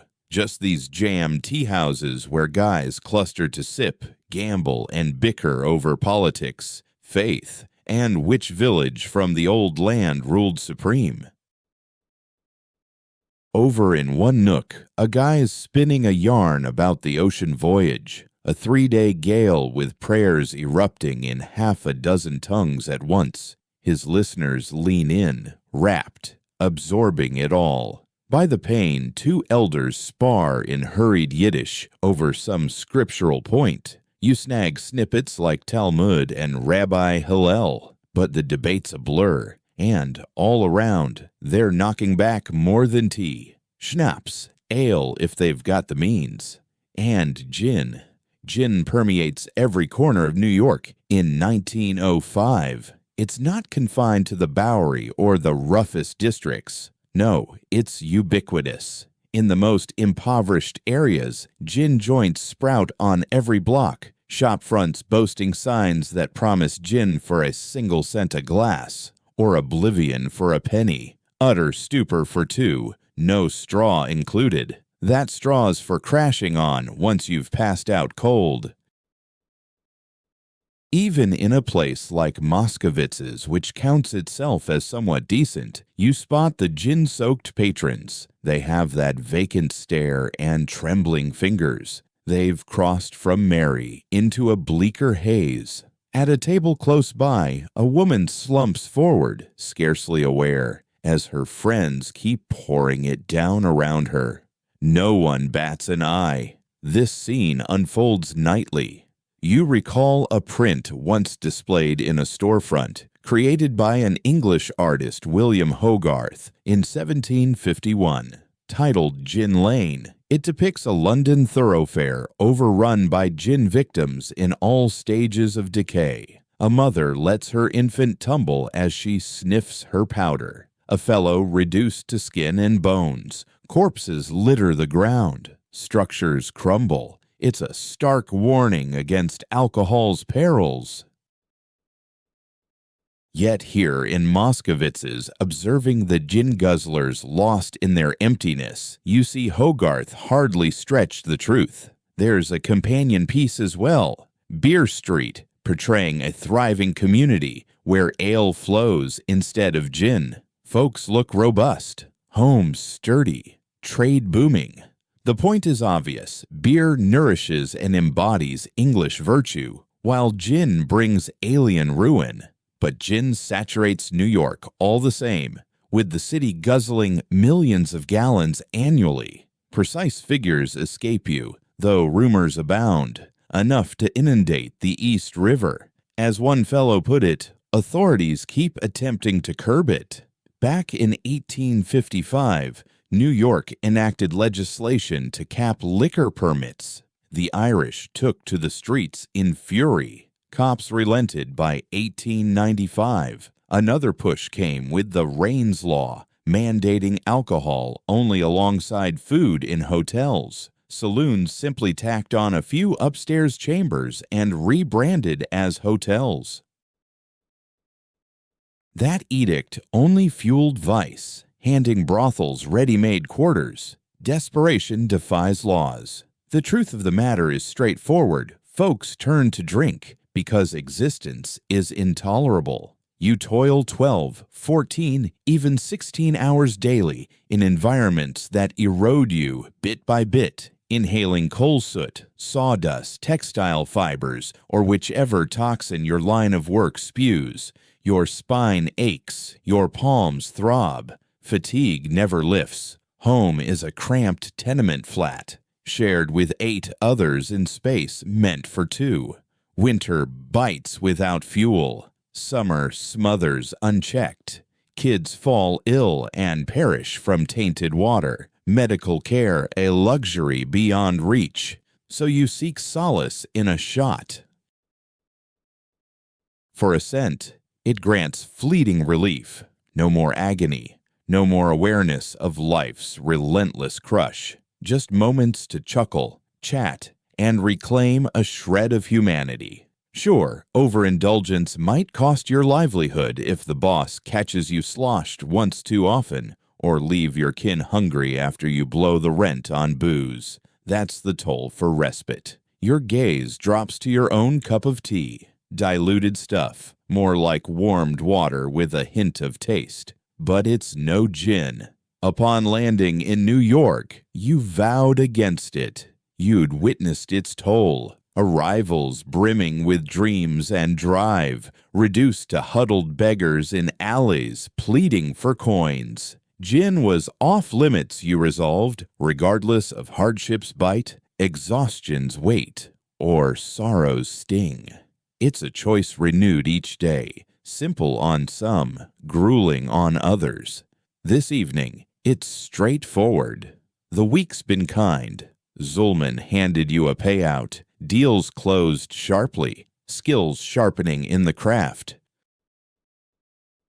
Tough stretches loom, though. Paychecks that vanish. illnesses sidelining you, despair that tempts gin as the sole outlet. You cling to the hope of refusal. Model, meanwhile, squanders his entire haul and then some. When he finally calls it quits, he's short about 15 cents. Underscore, quote, underscore 105, underscore he grumbles on the way out into the gloom. Did they rig it? Doubtful, but blaming them eases the sting. Outside, the avenue lies shrouded. Corner gaslights offer scant illumination, mere flickers to stumble by. Quote 106 model offers 3 blocks. He'll manage. Famous final boast that. Still, no sense forking over 3 cents for a lantern escort that short. You head down Essex toward Orchard, strides brisk, hugging the street's center for a clear view all around. Night transforms the city. By daylight, the Lower East Side buzzes with frenzy, yet feels conquerable, thronged but mapped in your mind. You chart your path assuredly. After dark, it shifts. Inky voids swallow spots entirely. Lamps cluster only at key intersections, their pale halos deepening the encroaching murk beyond. Towering structures rise up around you, shutting out any faint moonlight that might filter through. The folks who venture out after dark differ from the daytime bustle. Not entirely, of course. Plenty are simply laborers trudging home from overtime or heading to graveyard shifts in the mills. Honest souls up to honest work. Yet a few aren't so upright. You sense gazes peering from shadowed entrances, footfalls that halt whenever yours do, then resume in sync. Pick up the pace. Model grumbles under his breath. You match him. Around the Essex and Hester intersection, a shadow detaches from a doorway. Lads want illumination. I've got a flambeau. 3 pennies to Orchard. It's a link boy, no older than 12, gripping a makeshift torch of kerosene-soaked rags bound to a pole. The flame throws erratic flickers across the brick walls. Quote 108, you reply. Quote 109, the emphasis on quote 110 hints he's meaning far worse than mere disorientation. You glance at Model. He eyes you back. 2 cents. Model counters. 2 it is. The kid concedes after sizing you up. But hustle. We've got competition out there. He strides ahead, blaze aloft, and you trail in its unsteady beam. The path clears up once more. Cobblestones show underfoot now, the structures flanking you, the route stretching forward. Vague forms shift just past the fire's glow. They're indistinct, yet their presence prickles your skin. Silhouettes lurking in thresholds, stirrings inside passages. You pull this shift nightly. Model quizzes the youngster. Nearly everyone. Pays well if you're street savvy. Risky business, mind. Everything here's risky. The boy lifts a shoulder. Figure out the bad turns, the crews controlling each stretch. Stick to the lit spots. Don't linger. Travel light. No tempting loot. He shoots a look over his shoulder. Thugs'll slice you open for a couple bucks. Shanghai outfits'll club you senseless and haul you aboard a vessel. Grave robbers. He cuts himself short. Forget it. Grave robbers, you press, even as suspicion stirs. Corpse lifters yanking fresh burials for medics' cash. When supplies run low, they...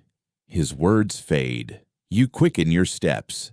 The kid guides you along Hester, veering northward onto Orchard. You're scant yards from 97 when the sound hits, boots pounding in pursuit. Not solitary, several sets closing in swift. The link boy catches it too, his stride lengthening. Quote 121 he hisses. Quote 122. Still, the clamor grows nearer. From a lane to your right, 3 figures burst into view. The torchlight blurs their features somewhat, but the gist registers. Rough labor garb, weathered expressions. One clutches what looks like a cudgel. Underscore, quote, underscore 123, underscore 1 growls, his English thick, perhaps Irish lilt or Italian inflection. Underscore, quote, underscore 124, underscore model retorts, his tone wavering a touch. Quote 125, this is the crux, the peril drilled into you from day one, the instant when the city's promise sours into a predator's maw, devouring the unwary. Your hand dips cautiously into your trousers. A dime or so jingles there. That's all you've got loose. The bulk of your wages stays stashed at the flat. But then, faint chatter drifts over. A cluster of guys spills from a front door up ahead, perhaps shift workers wrapping up, gamblers folding a late hand, or mere passers-by. Doesn't matter. Their company. Eyes on the scene. The thugs dissolve into the gloom, vanishing like smoke. The boy exhales sharply. Quote 126. Quote 127. You murmur, pulse thundering. He escorts you to the last stretch toward 97 Orchard. You slip him 3 cents, a bonus for maybe warding off doom. He dips his head in acknowledgement and melts away into the murk, torch in hand, scouting his next fare. You and Model pause, chests heaving, the rush still surging through your veins. Quote 128, Model quips at length. Quote 129, you ascend the 4 stories blind, groping along walls and recalling each turn. The room's hushed, all slumbering.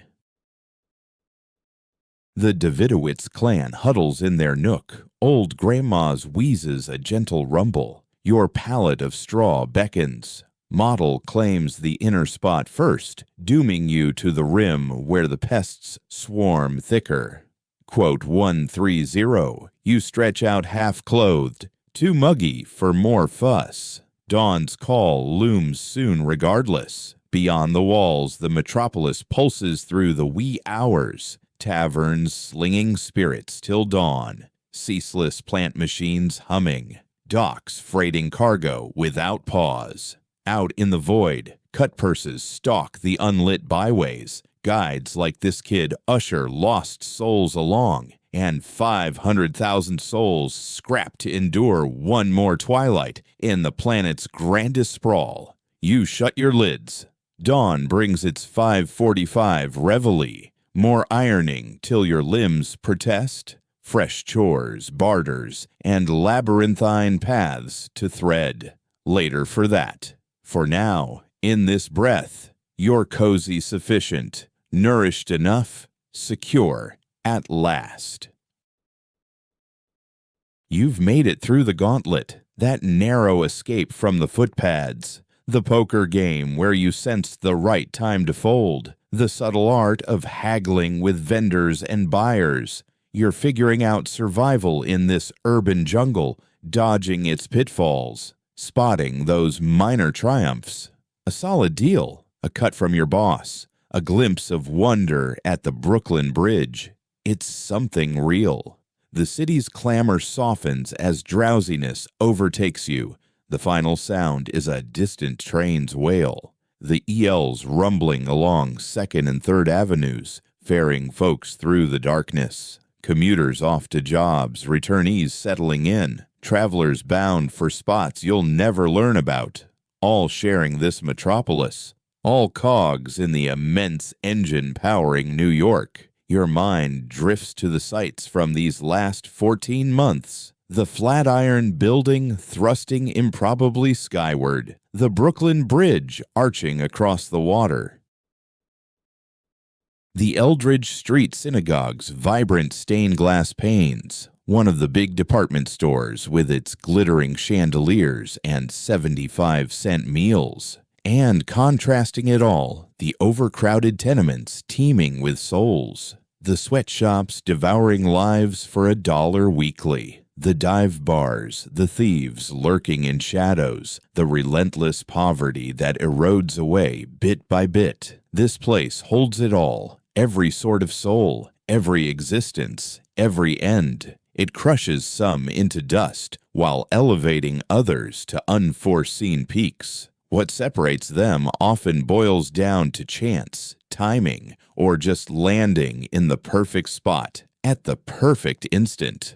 Fortune has favored you thus far. A fair employer, a solid skill to master, your well-being preserved, your future holding promise. Not all can claim as much, yet dawn will bring fresh labor, more coats to iron, more cloth to gauge,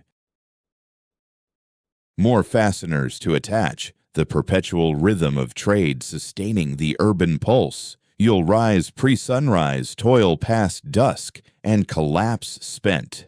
Identical to today, to yesterday, to the endless tomorrows ahead.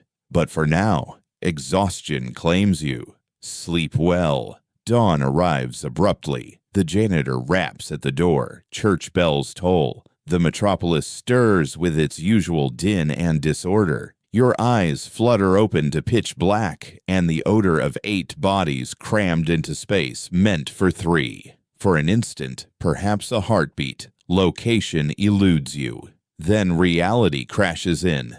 The stench, the stuffiness, the Dvorowitz kids rustling awake. Another day greets you in 1905 New York. Models risen, dousing his face with water, appearing irritatingly revived despite last night's close shave with robbers. Good night, you murmur. He flashes a smile, still breathing. That'll do. You dress, rinse your face from the basin. The water's murky as ever, always is.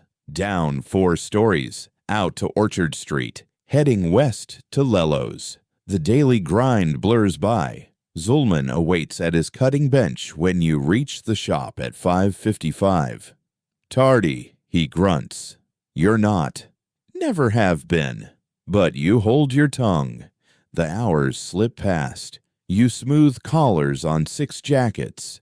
You drop off a completed vest to a client on Rivington Street. You fetch thread from Epstein's, bargaining it from 30 cents to 27, slipping 3 cents into your pocket as your share. Routine tasks, familiar paths, the unceasing loop of business. But you're sharpening your edge, quicker, surer. The beast of a city that once filled you with dread now feels routine.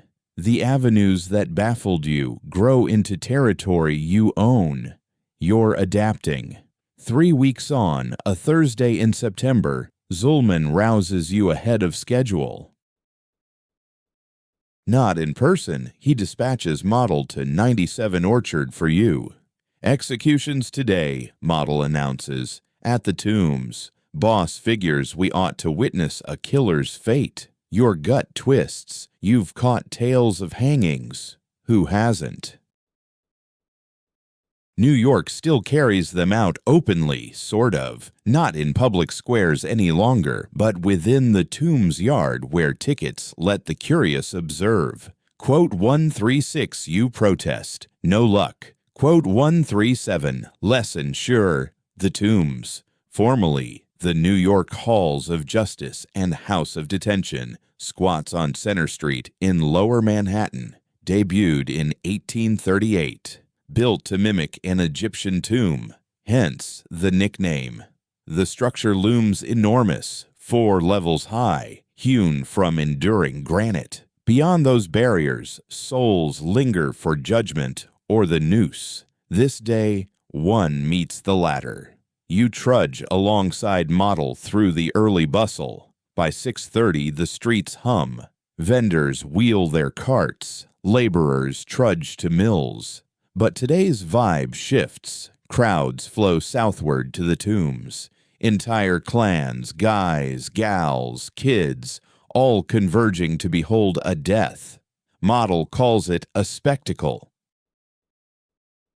He's got a point. Vendors are pitching stalls close to the Tombs, hawking snacks and beverages, pretzels going for 2 cents, coffee at a nickel. An ambitious hawker has run off pamphlets featuring the doomed man's story, his background, his offense, life and demise of Giuseppe Moretti, the Italian slayer, the seller hollers. Discover his horrific deeds. For a single penny, one purchaser grabs a copy, scanning it while strolling along. Says here, this Moretti guy murdered his neighbor after a betting dispute, knifed him 17 times. They nabbed him right there in his flat, bloody attire and all, sipping wine. Could that be true? Model just lifts his shoulders. Likely, or perhaps not. Either way, it moves the copies. No entry to the inner yard without passes, and those vanished ages ago. Reserved for cops, jail staff, and folks with pull.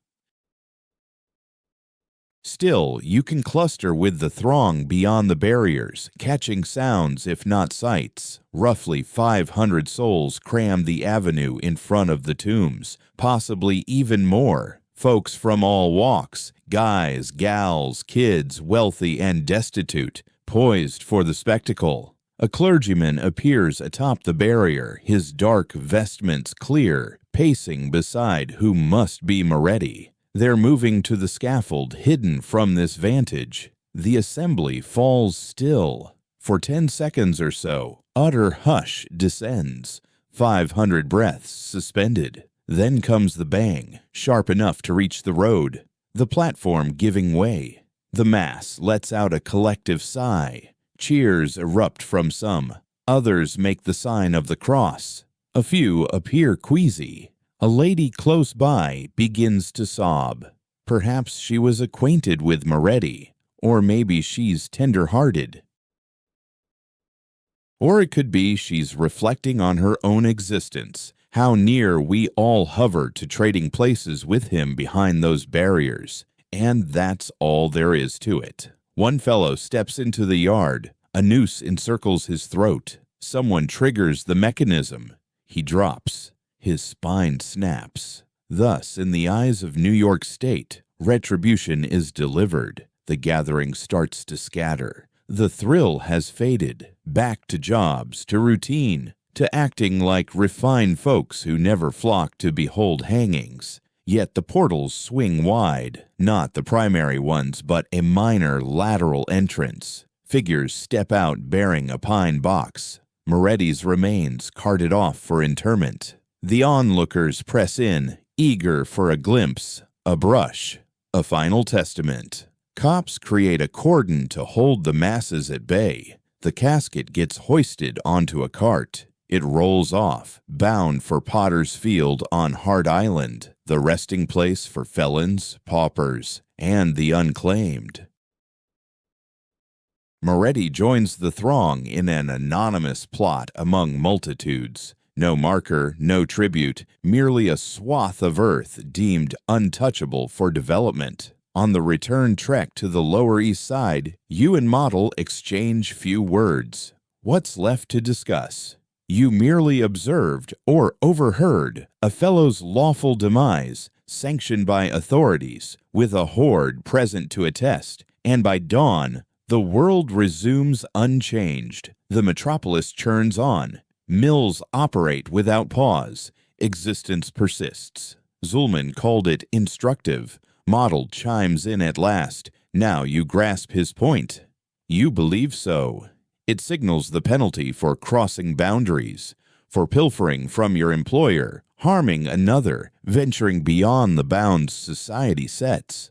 Precisely. The takeaway: remain within those bounds. Labor diligently. Bow your head. Avoid stirring issues. Another stretch passes wordlessly.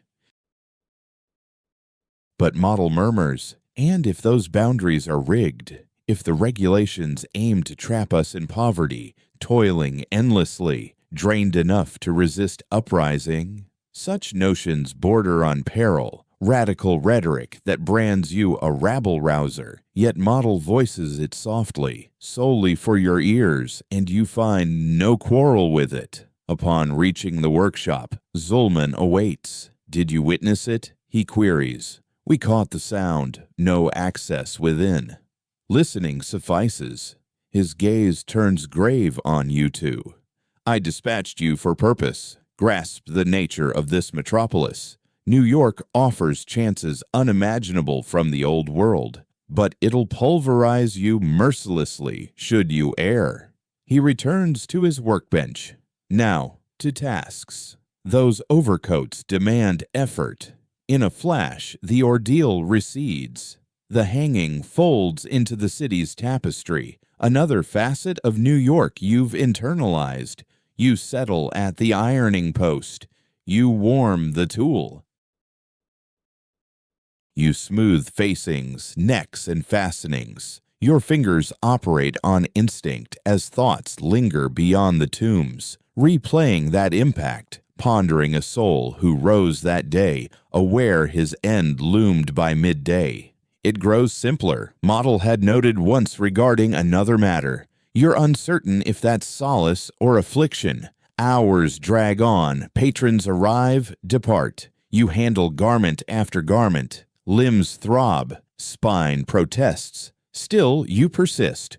What choice remains? At 7:30, Zulman secures the premises. You head to 97 Orchard amid dimming twilight. Dinner amounts to watery broth and loaf. The Davidowitz kids clamor noisily. The old grandmother grumbles about her aching joints. Everyday routines carry on as though the hanging was just a distant memory. You settle onto your straw pallet beside Model. Beyond these walls, the city pulses onward without pause. It keeps moving at midnight, or even 3 a.m., with constant activity humming through the hours. New York's vast engine churns relentlessly in the darkness. And now you're caught up in its rhythm, ready or not. 2 weeks following that grim event, an urge to break free overtakes you. It's hard to put into words precisely. A deep sense that staying trapped in the Lower East Side's cramped buildings, crowded alleys, and suffocating throng of folks will drive you insane. Model proposes a trip to Coney Island. It'll run you some cash, he cautions. 15 cents for the ride there, perhaps 20 or 30 more for snacks and amusements, though it's absolutely worthwhile. Trust him. You've been stashing bits of change. A penny from this, 2 cents from that, bonuses from sharp deals. Nearly a full $1 tucked away inside your bedding. That dollar feels like a king's ransom, yet Model's spot on. You require this outing this Sunday. Synagogue gets skipped today. The Almighty might pardon it, or maybe not. Doesn't matter. Coney Island calls. The train departs from the Bowery. You purchase your fare, 15 cents exactly as predicted, and squeeze into a carriage crammed with families, pairs, and guys your age. Everyone bound for the shore. It's an elevated line, tracks hovering over the roads. Heading south across Brooklyn, the urban sprawl unfolds beneath. Dense tenements fading into modest homes, industrial plants, storage buildings, and barren patches of land. At last, way off, the sea appears. The Atlantic. You've never truly laid eyes on it before. The East River? That's no ocean, just filthy runoff mostly. This is the real deal, the very waters you traversed 14 months back, crammed into steerage on a steamer amid hundreds of fellow newcomers, battling nausea, fear, and flickers of optimism. The cars pull in at Coney Island by 10:30 a.m. You disembark onto a platform facing the Strand, pausing to gape in awe. The sea extends endlessly to the skyline, its turquoise swells pounding against a genuine sandy shore. No stones, sludge, or refuse in sight. The coastline teems with visitors. Thousands, possibly tens of thousands.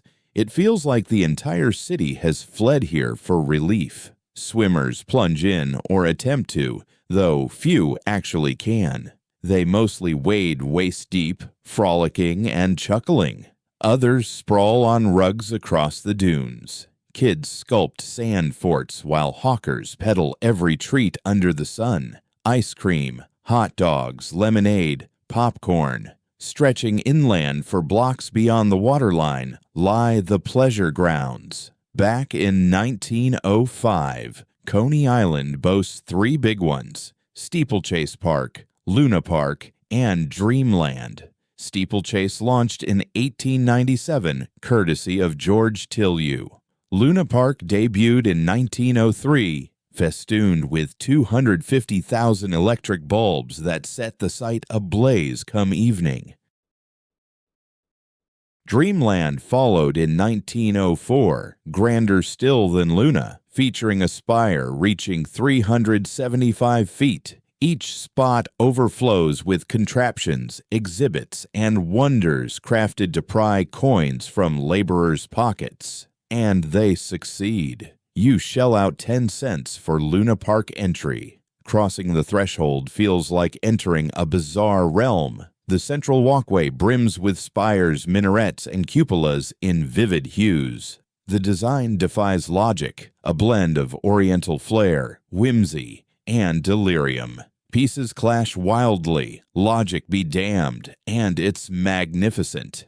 Turn any direction, and marvels assault your senses. There's a contraption dubbed a trip to the moon, where riders climb into a mock spacecraft to simulate lunar travel. It's all illusion, of course. The craft sways and pitches as backdrop scenes slide by the portholes. It runs 5 cents. Too steep.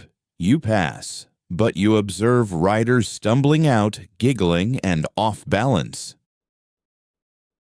A hall of mirrors warps your image in every way. Bloated, skeletal, elongated, squished. Kids pose before them, cracking up at the distortions. You linger for 5 minutes, just absorbing it all. No charge. Then there's the Dragon's Gorge ride. Hop in a boat and drift through a shadowy passage haunted by automated beasts that bellow and spew vapor. 5 cents a go. You give it a miss. A performance features plunging steeds, real horses galloping off a chute into a tank below. 10 cents to view. Skipped. A structure named Fight in the Flames reenacts a blaze, with pretend rescuers saving staged casualties. 5 cents inside. Another pass. It all demands payment. Each thrill, each diversion, each burst of delight. Yet simply strolling Luna Park's paths, soaking in the illuminations, the masses, and the dazzling extravagance, that's gratis. Come noon, your stomach growls. A hot dog goes for 5 cents from a cellar by the surf. It's a simple grilled tube of meat nestled in bread, slathered with mustard, nothing more. It's simple fare, yet warm, savory, and utterly satisfying. You munch on it as you stroll along the shore, the sand shifting beneath your feet for the very first time. The sea looms vast and mighty, almost frightening in its power. You wade in until the water laps at your knees. Chilly and briny, it surges against you. The waves buffet your legs, threatening to topple you. In that moment, it hits you why so many lose their lives to it. The sea holds no pity. It's relentless. It could drag you down and surge onward as if you'd never been. Yet here you stand, knee-deep in the Atlantic, sunlight warming your skin, your belly full from the hot dog, surrounded by the clamor of crowds reveling nearby. In this instant, life pulses through you vividly, more so than since stepping foot in New York. The urban grind persists. The cramped tenements, the stifling sweatshops, the endless poverty, the raw fight for each day. All that awaits your return. But for now, none of it touches you. You're at Coney Island, and for the coming hours, liberty is yours. The afternoon slips by as you roam, observing folks, taking in the free attractions. A promenade stretches over the waves, where pairs saunter linked by the arm. You traverse it solo, gazing at the endless sea meeting the sky. Nearby spins a classic merry-go-round with intricately carved wooden steeds. A nickel gets you aboard. You linger, listening to kids shriek in delight as it whirls. Then there's that structure touting the baby incubator show, where tiny preemies survive thanks to cutting-edge devices displayed for all to see. Dime to enter, you pass it by.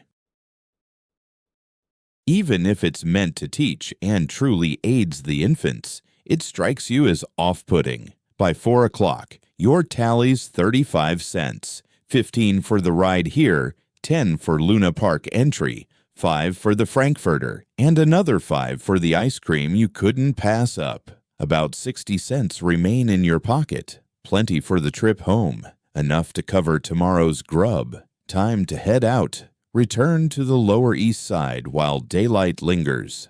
But Model spots you by the water. Quote 150, he urges. Quote 151. As twilight falls, the lights blaze to life. 250,000 bulbs flicker on simultaneously, transforming the park into a shimmering metropolis. Nothing like this has ever met your eyes. Structures gleam. Spires radiate. The entire expanse glows like a distant lighthouse. This is electricity's promise. This is tomorrow's world. Back home in the Lower East Side, scarcely 1 in 10 buildings boast such illumination. Gas or wax lights suffice for most. Power costs a fortune. It's scarce, indulgent. Yet Luna Park squanders it on flare, on dazzle, on drawing gasps and extra coins from visitors. And it succeeds. You pause for 20 minutes, mesmerized by the glow, pondering how humankind harnesses this to banish night, to forge wonders from mere current and ingenuity. See? Told you, Model grins. Worth every penny.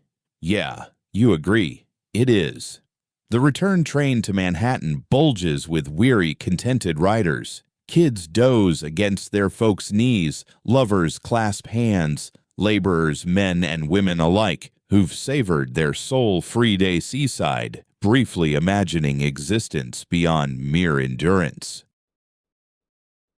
You peer through the glass as the cars rumble northward via Brooklyn, reclaiming the familiar terrain of the Lower East Side. The tenements, the mills, the stark backdrop of hardship and toil. Dawn will summon you at 5:45. You'll iron garments till your limbs ache. You'll thread through the bustling mayhem of the avenues. You'll scrape by on bargain eats, crash on a pallet of straw, and repeat the cycle come morning. But this evening, Coney Island was yours. You faced the sea. You savored a hot dog. You witnessed Luna Park ignite like a vision. Surely that matters. Surely it holds value.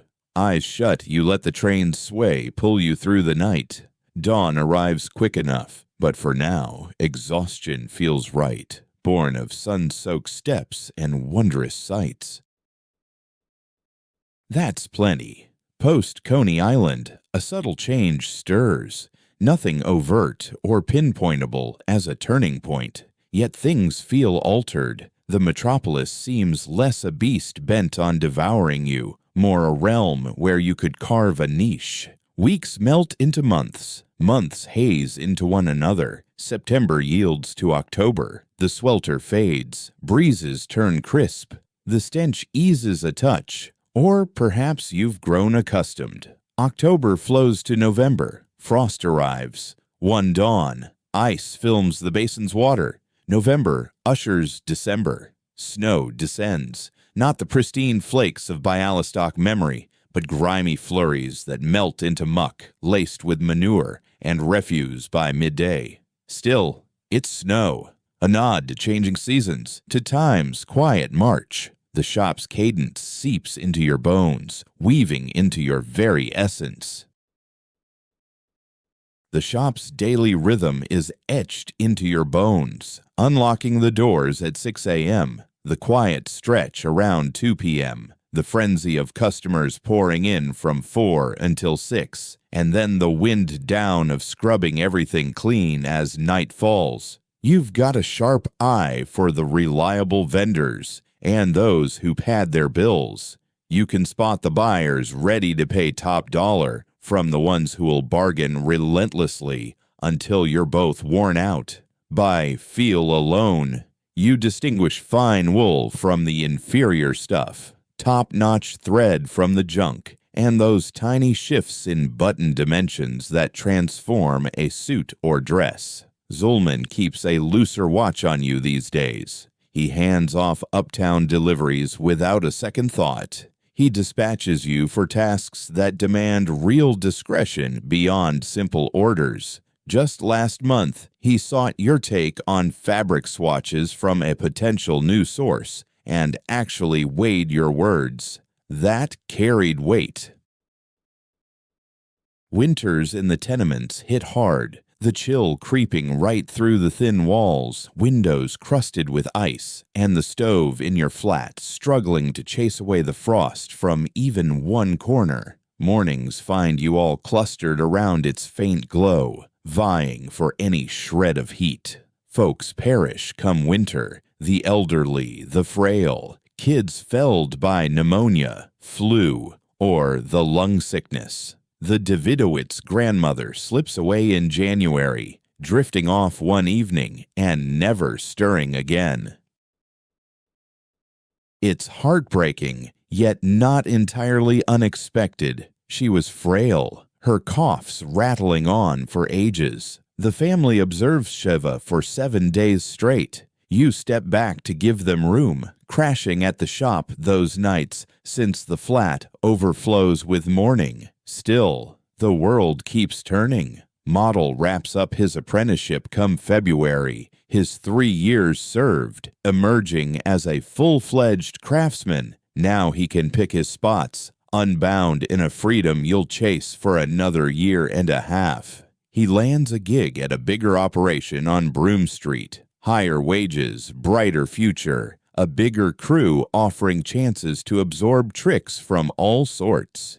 Join me once you're done, he urges. Zulman's solid, sure, but he's operating on a modest scale. For serious cash, you need the scale of a major house, perhaps.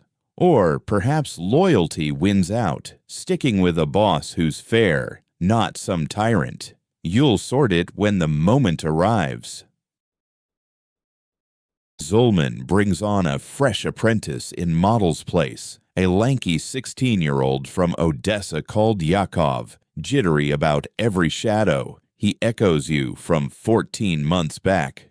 Quote 157, you assure him one sleepless night as he stares into the gloom, swamped by it all. Quote 158, his quiet doubt hangs in the air, but he'll come around. Spring arrives, thawing the ice into muck, amplifying the reek tenfold. Winter at least locked down the refuse and waste in frost. Yet spring delivers brightness too, stretching daylight, a hint of sun, the sense that existence might stretch beyond mere endurance. Your second year in the city draws to a close.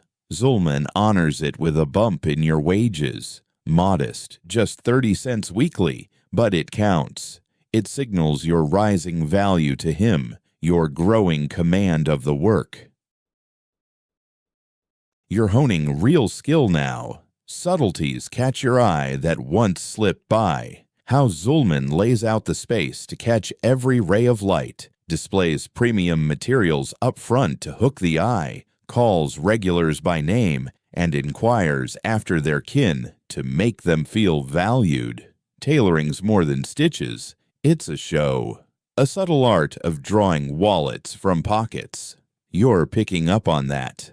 The other week, a lady entered seeking a basic coat, nothing fancy for daily use.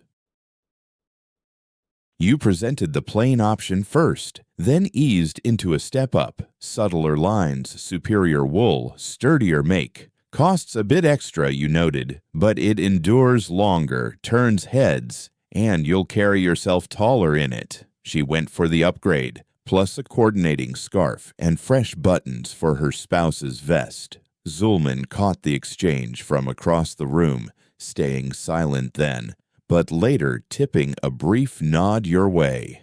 Progress. Dreaming of your own storefront still feels distant. You're no journeyman bound as an apprentice, miles from the expertise, funds, and ties needed to launch out. But it's tangible now, beyond mere fancy. You could mirror Zulman, begin humbly, grow steadily, secure solid sources, handle your help right, earn a reputation. This sprawling, daunting metropolis that swallowed you whole upon arrival now unfolds with clarity. The frenzy endures, but you've mapped a way through. You sidestep the risky corners after dark. You haggle with vendors like a pro. You gauge patrons' moods. You endure.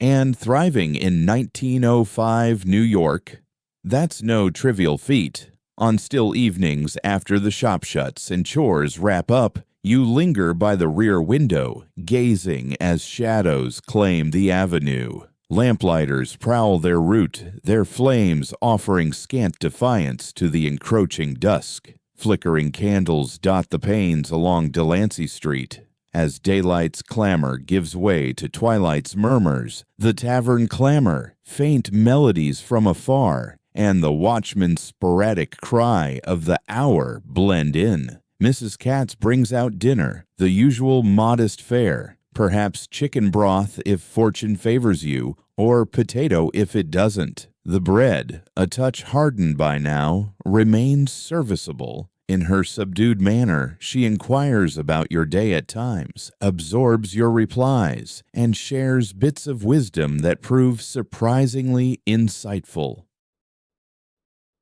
It's not merely cloth the patrons seek, she once remarked. They seek the sensation you evoke in them. Hold that in mind, and you do. Post-meal, a brief spell of solitude unfolds. Perhaps 60 minutes, perhaps double, prior to weariness claiming you. Outings to Moskowitz's, the Café Royal, or similar haunts where youthful laborers congregate tempt you. Yet these days, you more frequently linger indoors, perusing a borrowed newspaper if available. Musing over the day's events, charting the next. New York slumbers incompletely. Perpetual motion persists. Figures rouse. Dealings unfold in obscurity. Still, hush descends.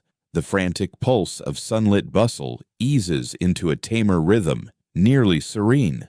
Reflections turn to those encountered. Zulman, who might have turned harsh, yet opted for fairness. Mrs. Katz, nourishing you sans grudge. Model, guiding you through urban labyrinths. Yakov, the fresh arrival, echoing your own progress. Mr. Morrison uptown, ensconced in lavish quarters. Mr. Lefkowitz in Brooklyn, peddling fine buttons. The link boy who thwarted your muggers, each carving existence amid this metropolis, each cog in the colossal engine propelling New York onward. Your mind wanders to sights beheld, the Flatiron Building soaring to audacious altitudes, the Brooklyn Bridge arching over the waters, Wanamaker's with its glittering fixtures and plush rugs. Luna Park ablaze in 250,000 lights, the hanging at the Tombs, the sea at Coney Island. This urban sprawl encompasses all, every soul, every existence, every demise. It pulverizes some to dust while elevating others to dizzying pinnacles. What distinguishes the fates? Oftentimes mere chance, moment, or sheer tenacity. Luck has smiled on you thus far. Yet diligence, swift adaptation, and sound decisions have played their part. That signifies progress. Dawn will usher in fresh patrons, additional garments to iron, bolts of material to gauge, bargains to secure or forfeit. the perpetual tango of trade sustaining the city's vitality. You'll rise pre-sunrise, labor past dusk, collapse spent into slumber, identical to this day, to those prior, to the procession yet to unfold. But this evening, fatigue alone weighs on you. Rest well. The garret at 97 Orchard chills deeply this night. Marches bite, infiltrating cracks to lodge in your marrow. Yakov slumbers soundly, tucked on his mattress portion, respiration even and deep. Urban echoes filter upward through slats. A wagon rumbling below, mirth from adjacent quarters, a far-off canine yelp. You tug the meager coverlet to your neckline, gazing upward. Peculiar, this evolving self, no longer the lad from Belit, not fully a New Yorker, a hybrid, midway, molding still. Your mother scarce would know you now. Your speech, a fusion of Yiddish, English, and gutter vernacular into a singular dialect. Your ease amid throngs, unstartled. Your instinct for cloth's caliber at a glance. Provenance shortly after, value sans deliberation. She'd swell with pride. Likely your father as well, unspoken though it be. They dispatched you with scant but aspiration and a kin's locale, proven worthless. Yet aspiration yields fruit. A craft takes root. Ground is gained. Endurance prevails. In a metropolis devouring multitudes, mere endurance looms large. The taper by the pane flickers out, yielding to enveloping shadow, gentle and total. Only moonlight's subtle sheen via the slit pane and the city's nocturnal hush. Eyelids droop, labor's toll exacts its due. Limbs throb agreeably from ironing. Spine twinges beneficially. Effort's hallmark. Thoughts hush at last, their ceaseless buzz dissolving into calm. Visions of forthcoming years stir, unforeseen trials, prospects potential or elusive. Who, at 25, at 30, at 40, still on Lello Street, helming your enterprise, or diverted elsewhere in this labyrinthine expanse, alive even, or subsumed like countless others by New York? Unknowable, to all inscrutable. The morrow mirrors this obscurity, akin to pending skies or seasonal trends, yet such is fine. In these 16 months, you've picked up a lesson that goes beyond anything taught in the workshop or spelled out by Zeman. You've discovered your own resilience. The metropolis that once filled you with dread upon your arrival turns out to be merely a setting, a intricate one, a hazardous one, a spot that challenges you in unforeseen manners, yet ultimately no more than a hub of folks striving to make it through their routines. Just like you, the young fellow who disembarked from that train out of Bialystok, wandering astray at every turn and jumping at every sound. Traces of him linger inside you still, surfacing now and then amid surprises, but he no longer calls the shots. At the helm now is a different version of you, versed in crafting an impeccable lapel, bargaining with vendors, charting a path back home through the shadows, someone who fits right in. You're adequately sheltered, nourished, and secure. A sturdy roof shields you, meaningful labor sustains you, and others rely on your presence come morning to keep the cycle going. That's a bounty many lack. It's sufficient. The urban clamor fades into the background. Perhaps you're tuning it out more deliberately. The line dividing alertness from slumber softens, as it only does in profound weariness, when your frame insists that awareness serves no further purpose. Meanwhile, beyond these walls, New York presses on. Night guards patrol their beats. Round-the-clock mills churn without pause. Vessels in the port load their holds. Dive bars cater to the forlorn. Sex workers ply their trade on the streets. Thieves plot in the gloom. Shopkeepers doze in their townhouses, visions of earnings dancing in their heads. Laborers slumber in their cramped apartments, yearning for improvement.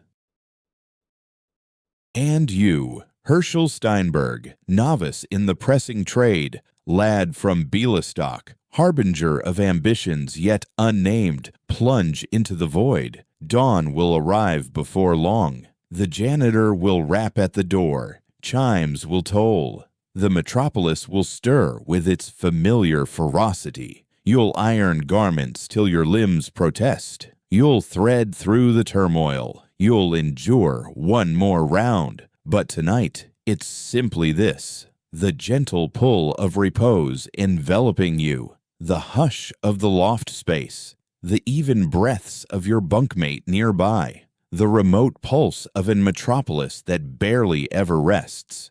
Your lids grow heavy. The final echo is a distant steeple chime, tolling a time too wearying to track. Just 3 hours left before the janitor rouses you. 3 hours more of reprieve ere the grind resumes. Ages will unfold. The New York of your era will transform past all familiarity. Those cramped dwellings will face demolition, overhaul, or conversion to exhibits. Garment factories will face oversight. Youth exploitation will cease. Cholera and fever will yield to medicine. Overhead rails will vanish. Underground lines will snake through. Cars will supplant steeds. Bulbs will supplant flames. The flatiron will strike as old-fashioned. The Brooklyn span will gain a multitude of kin. The sprawl will expand, devouring Brooklyn, Queens, the Bronx, evolving into a spectacle beyond 1905's wildest imaginings. Yet souls will persist here, toiling, aspiring, drifting off amid the din, pondering the days ahead. Certain truths endure. The spirit's core remains steadfast, the drive to labor, to persist, to yearn for more, that persists unchanging. So welcome it. Yield to slumber as Herschel did in his Orchard Street garret that March night in 1905. Allow the surroundings to dissolve. Let the racket subside. Let your mind ease, mellow, and ultimately hush. This respite is yours by right. You've weathered yet another shift in the world's grandest, fiercest, most stunning urban expanse. Embrace it. Shut your eyes and wander into whatever visions await. Good night.